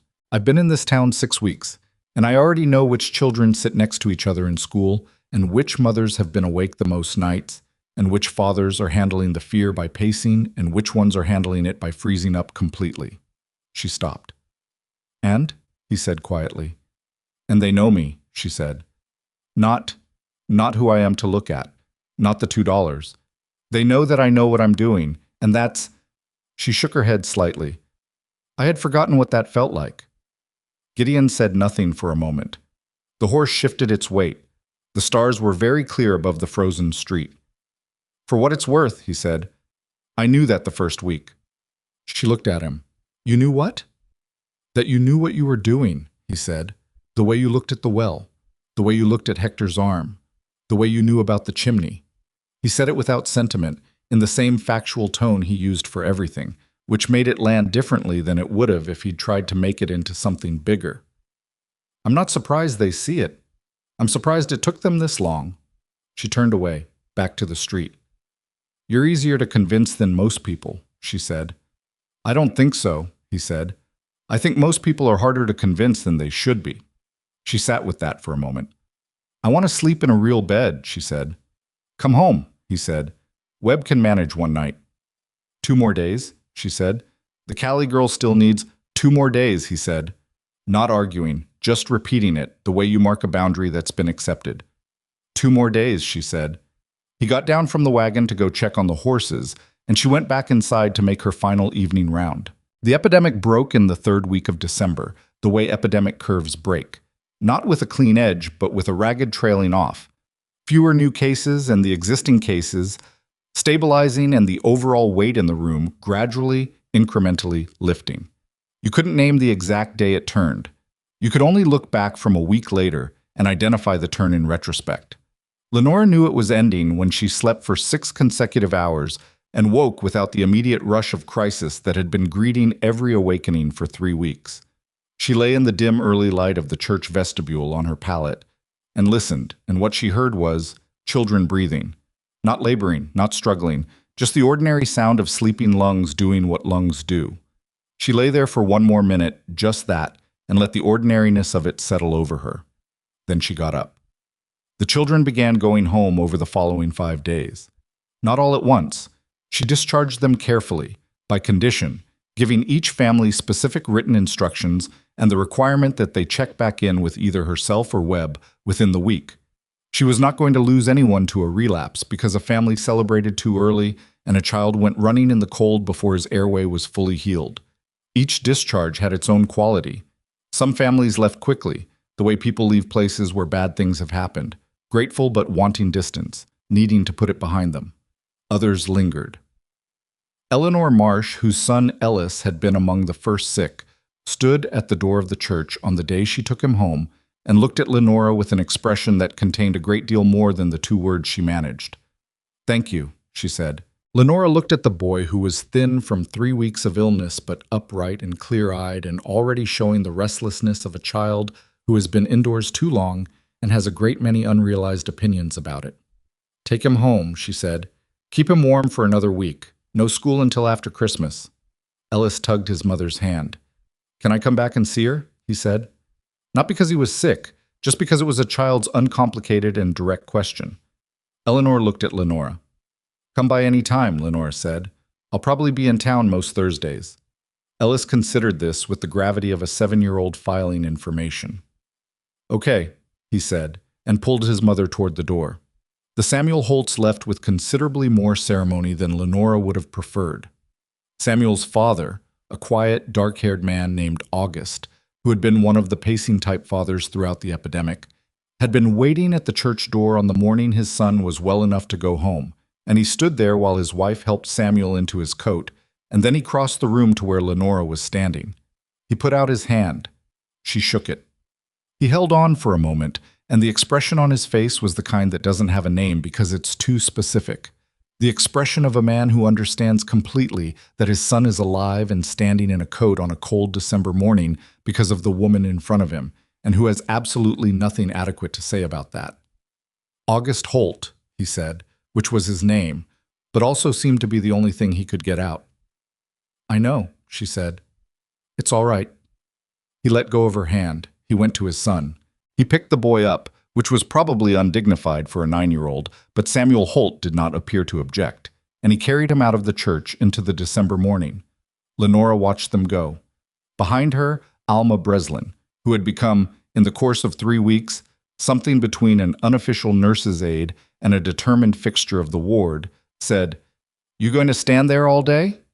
"No," Lenora said. "Good," Alma said, "because there are still 3 children who need their morning treatment, and I am not young enough to manage the steam apparatus and take temperatures simultaneously." Lenora turned and went back to work. The last child left the church ward on December 22nd. She was a girl named Penny, one of the 2 youngest cases, 5 years old, who had given Lenora 3 days of genuine fear before finally, stubbornly, turning the corner the way the young sometimes do. Not with grace, but with sheer biological insistence on continuing. She left holding her mother's hand and looking back at the church building with the unconcerned curiosity of a child for whom the experience would become, in time, simply a story someone else remembered. When she was gone, the church was empty. Lenora stood in the middle of the floor and looked at the room. At the beds that needed dismantling and returning, at the stoves that needed cooling and moving, at the walls that were temporarily home to the information she'd posted, treatment protocols, symptom progressions, the hygiene instructions that she'd written in large, clear letters for the families who had been managing at home, at the lamp that Gideon had brought, at the spot near the side door where she'd slept on her pallet for 17 nights. Alma appeared at her elbow. 21 out of 23, she said. "Yes," Lenora said. "In a frontier town with 1 doctor and no proper medical facility," Alma said, "with a nurse who'd never had 2 cents worth of official authority in her life." $3, Lenora said quietly. "I had $3 worth." Alma looked at her. "I'd heard about that," she said. "I didn't know if you'd find it funny or not." "I find it accurate," Lenora said. Alma made a sound that might have been a laugh. She was quiet for a moment. "What happens to this room now?" she said. "We put it back the way it was," Lenora said. "And then what?" Lenora looked at the room for a moment longer. "And then," she said, "we figure out how to make sure we never need to use a church as a hospital again because we don't have anywhere better." Alma looked at her. "That sounds like a plan." "It's the beginning of one," Lenora said. She began the dismantling methodically, starting with the treatment protocols on the walls, folding each one carefully and placing it in the supply bag she'd had made for this work, a proper heavy canvas bag that Gideon had brought back from Miller's Crossing, along with the herbs, unasked for, which was becoming a pattern she'd stopped being surprised by. She worked through the morning, and Alma worked alongside her, and Reverend Hale appeared at noon and helped carry the beds out to the waiting wagon, with the slightly overwrought energy of a man who had decided that helping at the end would balance whatever he'd almost done in the middle. She let him help. She thanked him briefly. She didn't assign him more credit than he was due. Gideon came mid-afternoon. He looked at the empty room, at the swept floor, at Lenora sitting on the church steps writing in her treatment log in the pale December sunlight, the notes she would keep, the record that someone should have, the documentation of what had happened here and what had been done and what had worked and what hadn't. He sat down beside her. "Ready to go home?" he said. She kept writing for another moment. Then she finished the sentence she was on, closed the log, and held it in her lap. 21 children alive, she said. "Yes," he said. 2 dead, she said. "And I will think about that for the rest of my life." "I know," he said. "I need you to know that," she said. "Not just that I saved 21, that I will carry the 2. Because I think sometimes people want to make it only about the good part. And the good part isn't the whole truth." He looked at her directly.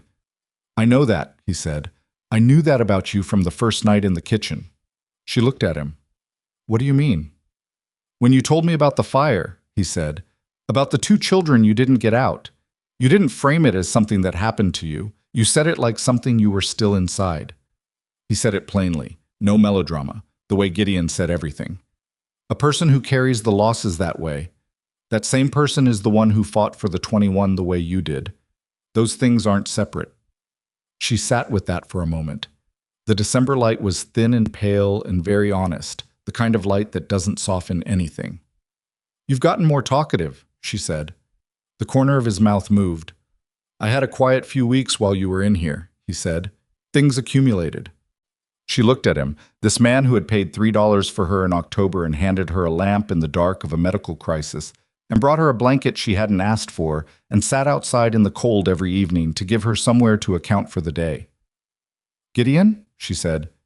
"Yes." "Thank you," she said. "Not for the lamp, not for the supplies, for—" She stopped, because she was finding it harder than expected to say what she meant precisely, and she had always preferred precision to approximation. "For never once treating this like something you were tolerating, like it was your wife's hobby that had gotten a bit out of hand." He was quiet for a moment. "It was never that," he said. "I know," she said. "But not everyone would have—" "Lenora." He said her name the way he always did, with that particular weight. "I brought you home from an auction in October where 60 people decided you were worth $2. You have spent 3 weeks keeping this town's children alive." He paused. "What exactly would I have been tolerating?" She had no response to that, which was rare enough that she simply let it stand. "Come home," he said. "The horse is tired and Pete's knee is giving him trouble, and there's food that needs eating." "The logs," she said. "I need to leave a copy with Webb." "Tomorrow," he said.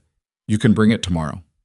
She looked at the closed church doors, at the street where 3 weeks ago there had been silence and fear, and now there were simply people moving through their day. A man with a load of wood, 2 women coming out of the dry goods, a child running along the boardwalk ahead of a woman who was clearly his mother and just as clearly not pleased about the running. "All right," she said. "Home." She stood. She picked up her bag, the proper heavy canvas bag, and she tucked the log under her arm. Gideon brought the wagon around. She climbed up herself, the way she always did, and he settled beside her and took the reins. They rode out of Black Hollow in the December afternoon light. The same direction they had ridden in October, the same flat land, the same sky pressing down enormous above the prairie. But the land felt different somehow, or perhaps she was the one who was different, sitting in the same wagon on the same road with the same man and being, in some way she couldn't yet name, a fundamentally altered version of the person who had ridden this way the first time. She did not say any of this. She held her log in her lap and watched the road and let the silence settle around them, the way good silences do, not empty but full of something that doesn't need speaking to be present. After a mile, Gideon said, "Your garden." She looked at him. "What about it?" "I built the first bed while you were in town," he said. "South side, like your plan. The soil's frozen now, but it's ready for spring." She looked at the road ahead. The ranch would appear in a few minutes, solid and unglamorous, and hers in some way that she had not anticipated and could not entirely explain. "That's good," she said. "I have lavender seeds in the trunk." "I know," he said. "I saw them." "Hector told me you went into the trunk for the extra lamp oil," she said. "I needed the lamp oil," he said, without any apology. "You went through a woman's trunk," she said. "I needed the lamp oil, and I didn't know where else to look," he said, and the absolute practical simplicity of it made her laugh. A real one, not polite. The first real laugh she'd produced in 3 weeks, and it came out slightly rougher than she would have preferred, with an edge to it from the sustained tension of everything that had preceded it, but it was real. Gideon glanced at her. He didn't smile exactly, but his eyes did something, just for a moment. "The chimney's been drawing well," he said. "Of course it has," she said. They rode on into the afternoon toward the ranch and the spring that was still months away, and the lavender that was currently seeds in a trunk. And behind them, Black Hollow sat quiet in the winter light, smaller and larger than it had been in October, changed in the way that places change when something true has happened in them that cannot be undone.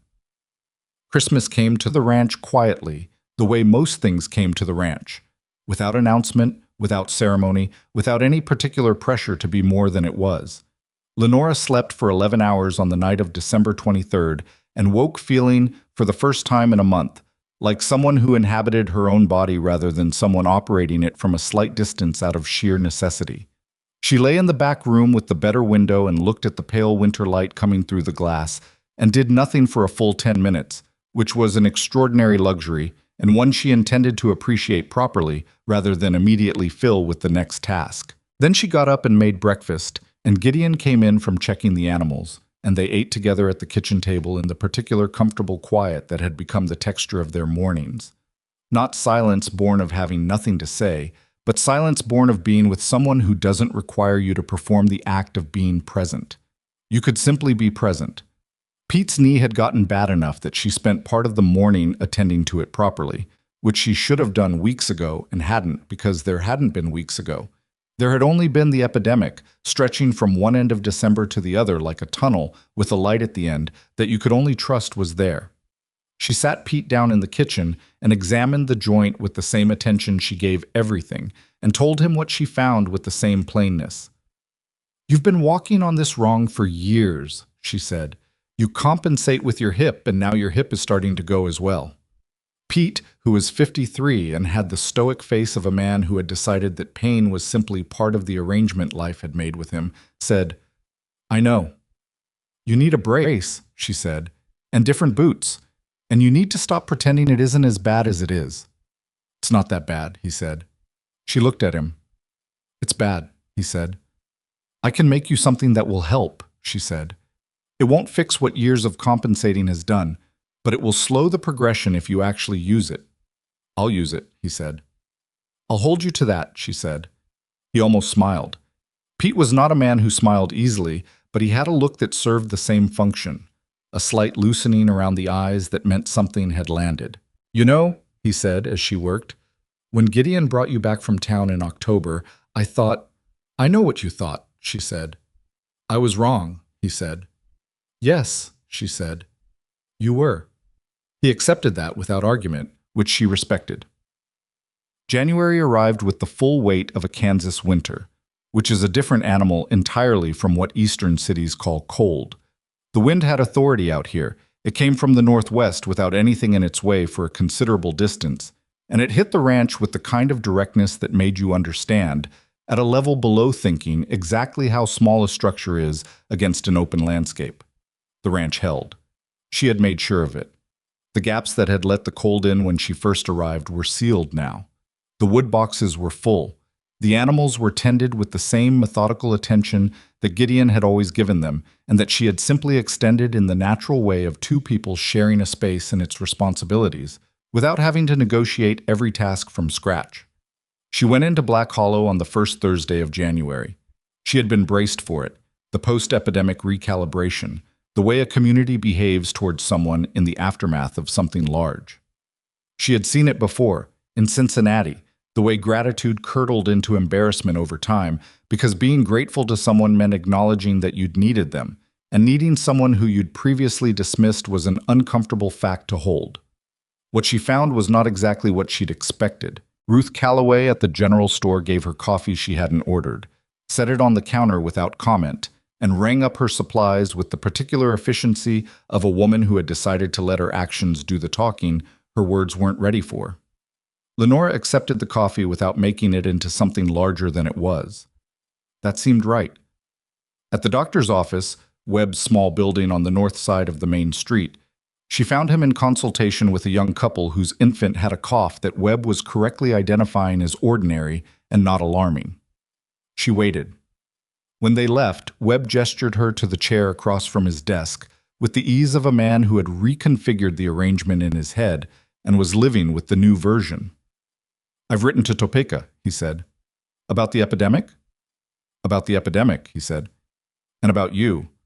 About the case for expanded medical services in frontier settlements." He paused. "I mentioned your role specifically, your training and the procedure. I used the proper terminology." She sat with that for a moment. "How do you think they'll respond?" "Skeptically," he said, with the honesty that had become the currency between them. A woman with nursing credentials recommending community health reform is not what they expect from a frontier town. He looked at her. "But the 21 children are a hard argument to dismiss." "What exactly are you recommending?" she said. "A proper medical facility," he said. "A building built for the purpose, not a church pressed into service. Basic surgical capacity. Supplies that aren't sourced from a general store." He paused. "And a formal role for you in running it." She looked at him. "Formal how?" "That's the part that gets complicated," he said. "You can't hold a physician's license. That's not going to change with one letter to Topeka, but you can hold a position as head nurse with administrative authority over the facility's operations. He said it carefully, because he was a careful man when he was being honest rather than defensive. It isn't equal to what your ability deserves. I want to say that plainly. It's more than I had in October, she said. That's a low bar, he said. Most bars are low until someone raises them, she said. This one we can raise. He nodded slowly. There's one other thing, he said. He opened the desk drawer and slid a paper across to her. The town council met on December 28th. I wasn't invited, but Arlo was, and he told me what was proposed. She picked up the paper. It was a resolution, handwritten, in the slightly formal language of men who were not lawyers trying to write something legally coherent. It proposed funding for a medical building. It proposed an annual budget for supplies. And at the bottom, in the careful language of people who had discussed it and argued about it and landed somewhere most of them could agree on, it designated the facility's operating leadership to be shared between Dr. Harlan Webb, physician, and Lenore Ashcroft, head of medical operations. She read it twice. Who opposed it, she said, because there was always opposition, and knowing the shape of it was more useful than being surprised by it later. Harlan Cross, Webb said, and two of the council members whose wives are close with Constance Cross. They abstained rather than voted no, which means they read the room correctly enough to know which way it was going. And Constance herself? She said. Webb was quiet for a moment. She came to see me, he said, 2 days after the epidemic ended. She asked me, he paused, choosing words. She asked me to provide an honest assessment of your role. And you told her? I told her the truth, he said, that without your intervention, the mortality rate would likely have been 4 to 6 times higher, that you identified the illness correctly when I did not, and that you performed a procedure under conditions where I would have, he stopped, where I would have hesitated. She said nothing. She didn't respond well, Webb said, but she listened, and she left without saying anything publicly damaging, which for Constance Cross is approximately the equivalent of a written apology. Lenora set the resolution back on the desk. I'll accept the position, she said, with 3 conditions. Webb looked at her with the expression of a man who had expected conditions. Every well in this town must be properly sealed and inspected before spring, she said. If the water supply had been cleaner, the epidemic would have moved slower. I have documentation on this, and I'm prepared to make it available to anyone who asks. She folded her hands in her lap. Second, every child in Black Hollow receives a health examination before the school year starts each fall, non-negotiable. If there's a family that can't afford to bring their child in, the clinic absorbs the cost. The budget? Webb started. We write the budget to include it, she said. Third, she held his gaze. No person who comes to that clinic is turned away or treated differently based on what they look like. I don't care if it's their face or their poverty or where they came from. The door is open or it isn't. Webb looked at her for a long moment. That last condition, he said. You know there are people in this town who will object. Yes, she said, and I trust you to point out that objecting to equal medical care is a position most people don't want attributed to them in public. Something in his face shifted, the same thing that had shifted at the Drucker house, in the cold, 6 weeks ago, when he had decided to listen. All right, he said, 3 conditions. I'll put them in writing. She stood up. Good, she said. Then we have a clinic to build. She left his office and stood on the boardwalk for a moment in the January cold, the resolution she'd just agreed to sitting in her chest like something recently planted.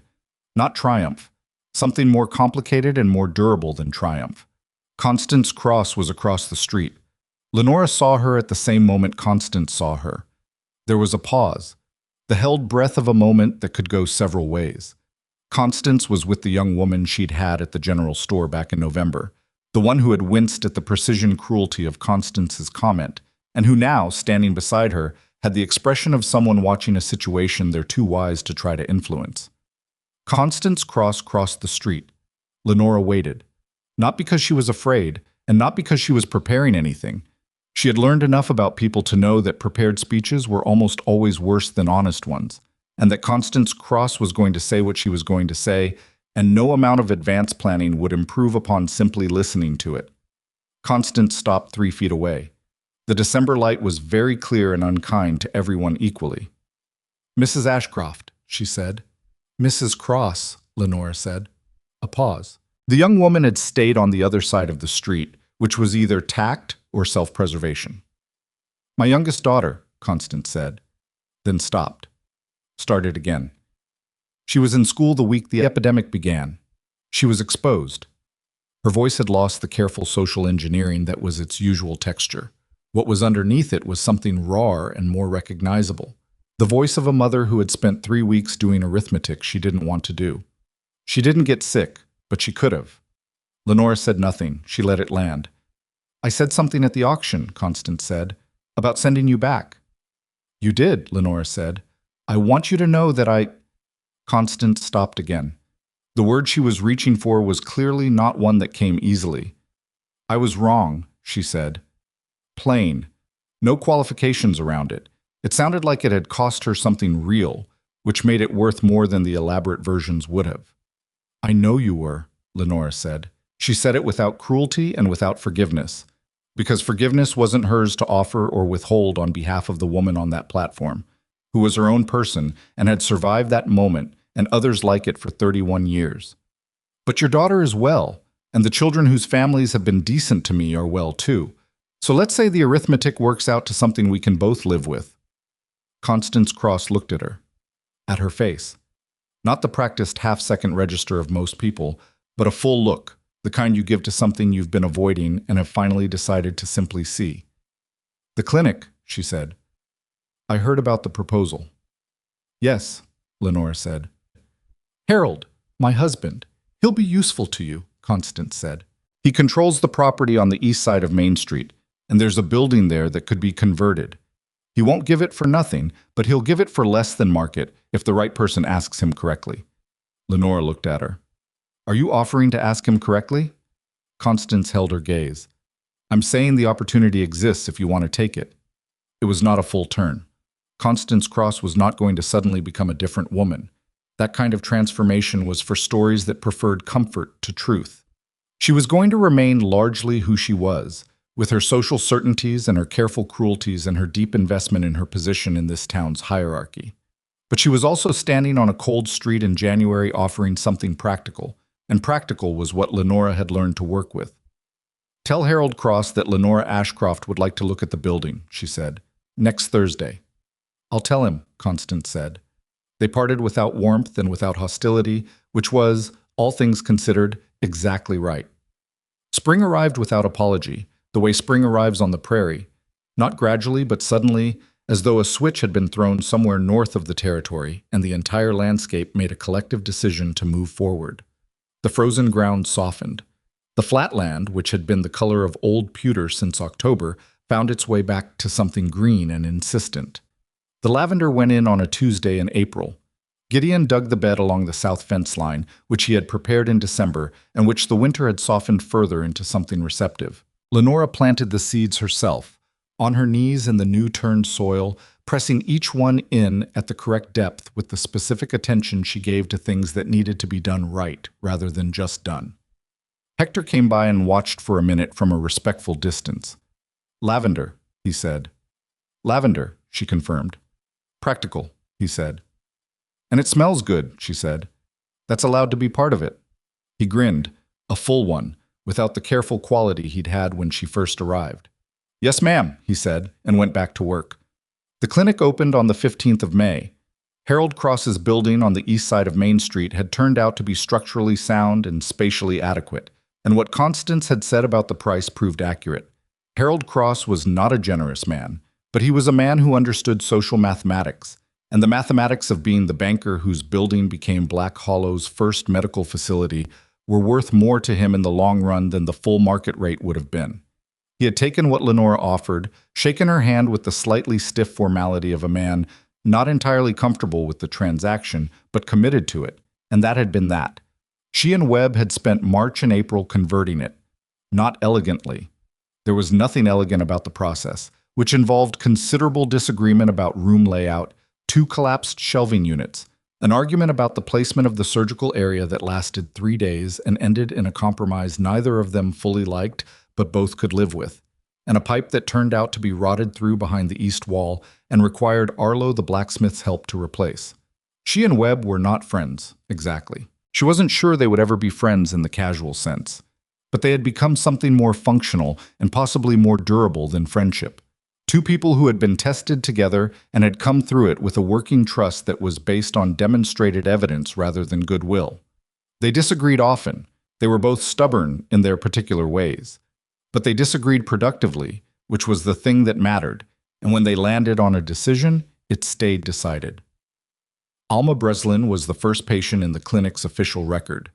This was not accidental. Lenora had written her name at the top of the ledger herself, because Alma was the one who had let a stranger in through her door in November without requiring a credential or a social recommendation, and that deserved to be commemorated somewhere. Alma knew Lenora had done it and said nothing about it, which was its own form of acknowledgement. The town council passed the well inspection ordinance in February, which meant that by May the wells had been checked, the damaged ones repaired, and the drainage situations corrected by a combination of voluntary action and the very specific persuasion that comes from a community having recently watched its children get sick and understanding the connection. It was not a painless process. There were two property owners who objected to the cost of the repairs and who said so loudly at a public meeting. But Lenora had attended that meeting and had brought her treatment logs and her mortality documentation, and by the end of the evening, the two objectors had found a way to reconsider. Gideon had sat in the back of the room at that meeting and said nothing. He didn't need to. His presence was its own argument. The quiet rancher who had married the $2 bride sitting in the back row of a town meeting where she was dismantling opposition with documented evidence, and looking entirely unsurprised by the outcome. She glanced at him once, from the front of the room, and he gave her the look that had replaced the nod somewhere in the months since October. A look that meant, "You've got this." It meant other things too by then, things that had accumulated in the way that feelings accumulate between people who spend most of their time doing rather than saying. But this was not the moment for those things, and they both knew it, and so the look was enough. The child health examinations began in August, before the fall school term. Lenora ran them herself, with Alma assisting and Webb covering the cases that required his specific licensing. 26 children came through in the first week. 3 had conditions she'd caught early: a chest weakness in a boy of 8 that would need watching, a nutritional deficiency in a younger girl that was correctable with straightforward diet changes, and 1 case that required Webb's assessment and turned out to be minor but was good to know about. None of these children's parents would have brought them in otherwise. They were healthy enough, or appeared to be. The examinations were not about crisis management. They were about prevention, which is slower and less dramatic than crisis management, and which produces results you can only see in retrospect. In the children who didn't get sick, in the conditions that were caught before they became serious, in the long, undramatic accumulation of small interventions that add up to something that looks, from the outside, like a community that simply takes care of its people. That was what she was building. It did not look dramatic from inside it. It looked like ledgers and scheduling and ordering supplies and writing letters to Topeka about medical standards and arguing with Webb about procedure protocols on Wednesday afternoons. That was fine. She had never required it to look like anything other than what it was. The evening after the first week of examinations, she rode home to the ranch later than intended. And it was June now, the lavender had come up pale and improbable along the south fence, exactly where she'd put it in April. The June evening was warm and the sky was the kind of deep blue that happens just before dark when the light is gone but hasn't been replaced yet. Gideon was on the porch. He did this sometimes in good weather, in the evenings. Sat on the porch in the chair he'd put out there in May, reading or not reading, or looking at the land in the way that some people look at places they've been for a long time and still find worth looking at. She put Agnes away and came around to the porch and leaned against the railing. 26 children, she said. First week. I heard, he said. Hector was in town. 3 cases worth watching, she said. All manageable? All manageable, she said. He set down whatever he'd been holding. You're going to do that every year, he said. It wasn't a question. Every year until someone else does it better, she said. Then I'll teach them. He was quiet for a moment. The sky had deepened another shade. We got a letter from my sister in Missouri, he said. You have a sister? I have mentioned this, he said. You have not mentioned this, she said. I'm certain He stopped, reconsidered. She's coming in October. With her husband and 2 children. She wants to meet you. Lenora looked at him. Why? Because I wrote her about you, he said. In December, when you were at the church. She held very still for a moment. What did you write?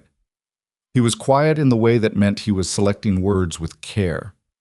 I wrote that I had done something in October that didn't make sense at the time, and that I had been right to do it even though I didn't know why when I did it.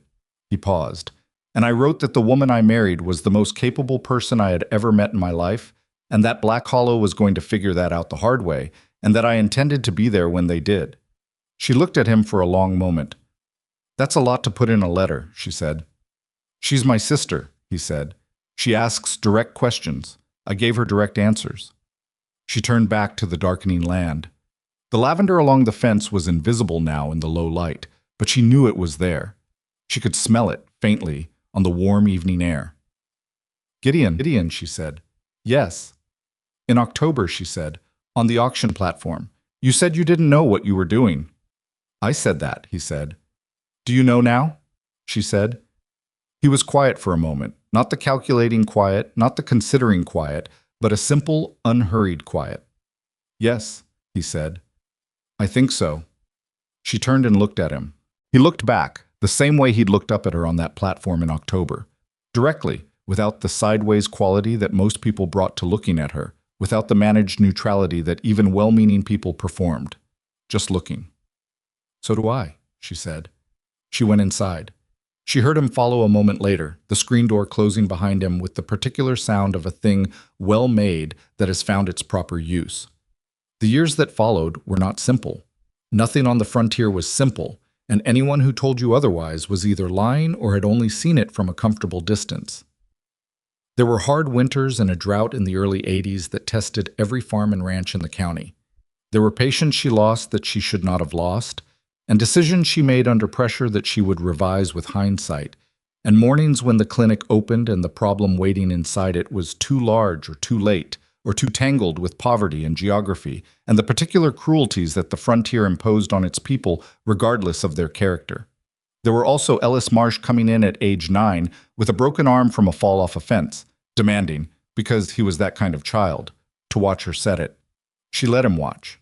He never looked away. She had a theory about that child that she kept to herself.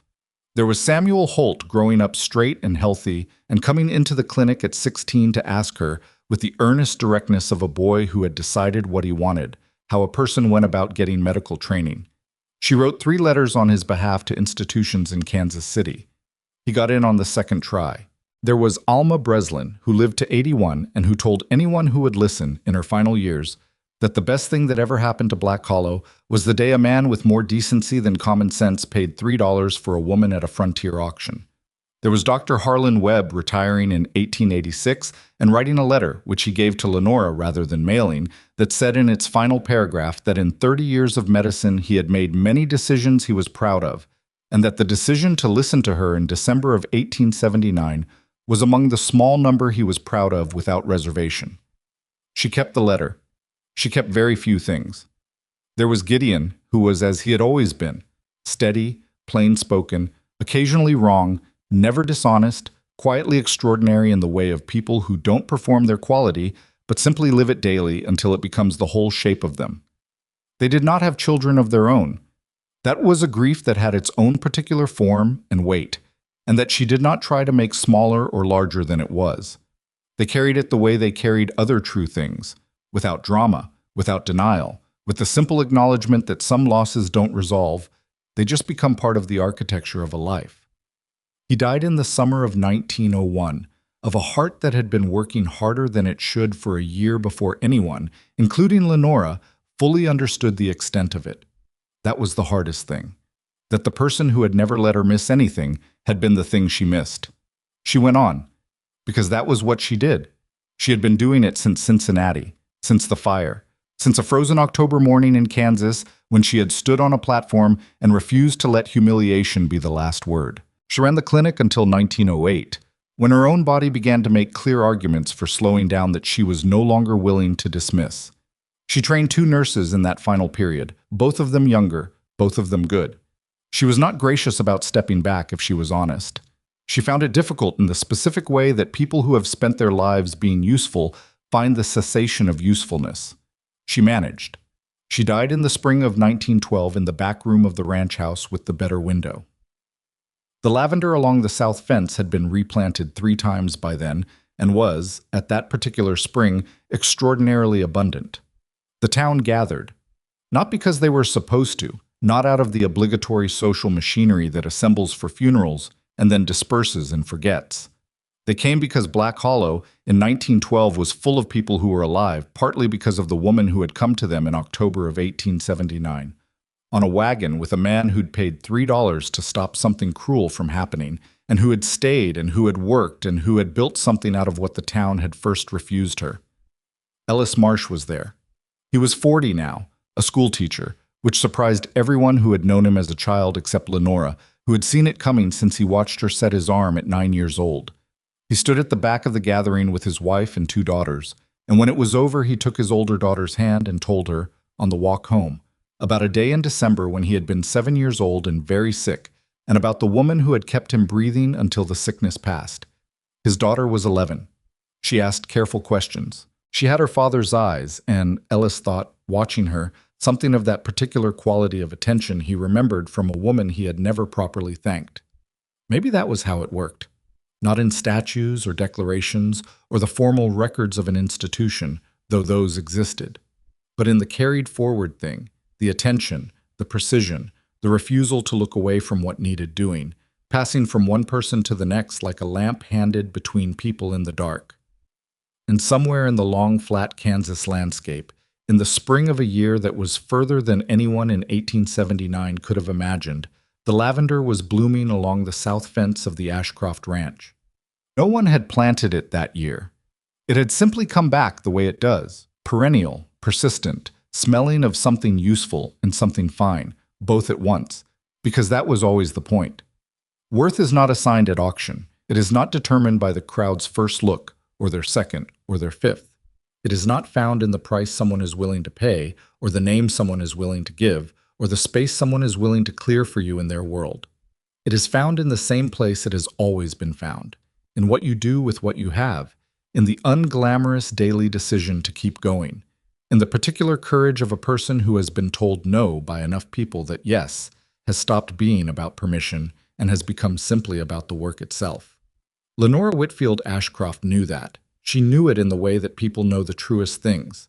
Not because someone told her, but because she had lived far enough into the alternative to understand what it cost. And she had kept going anyway. That,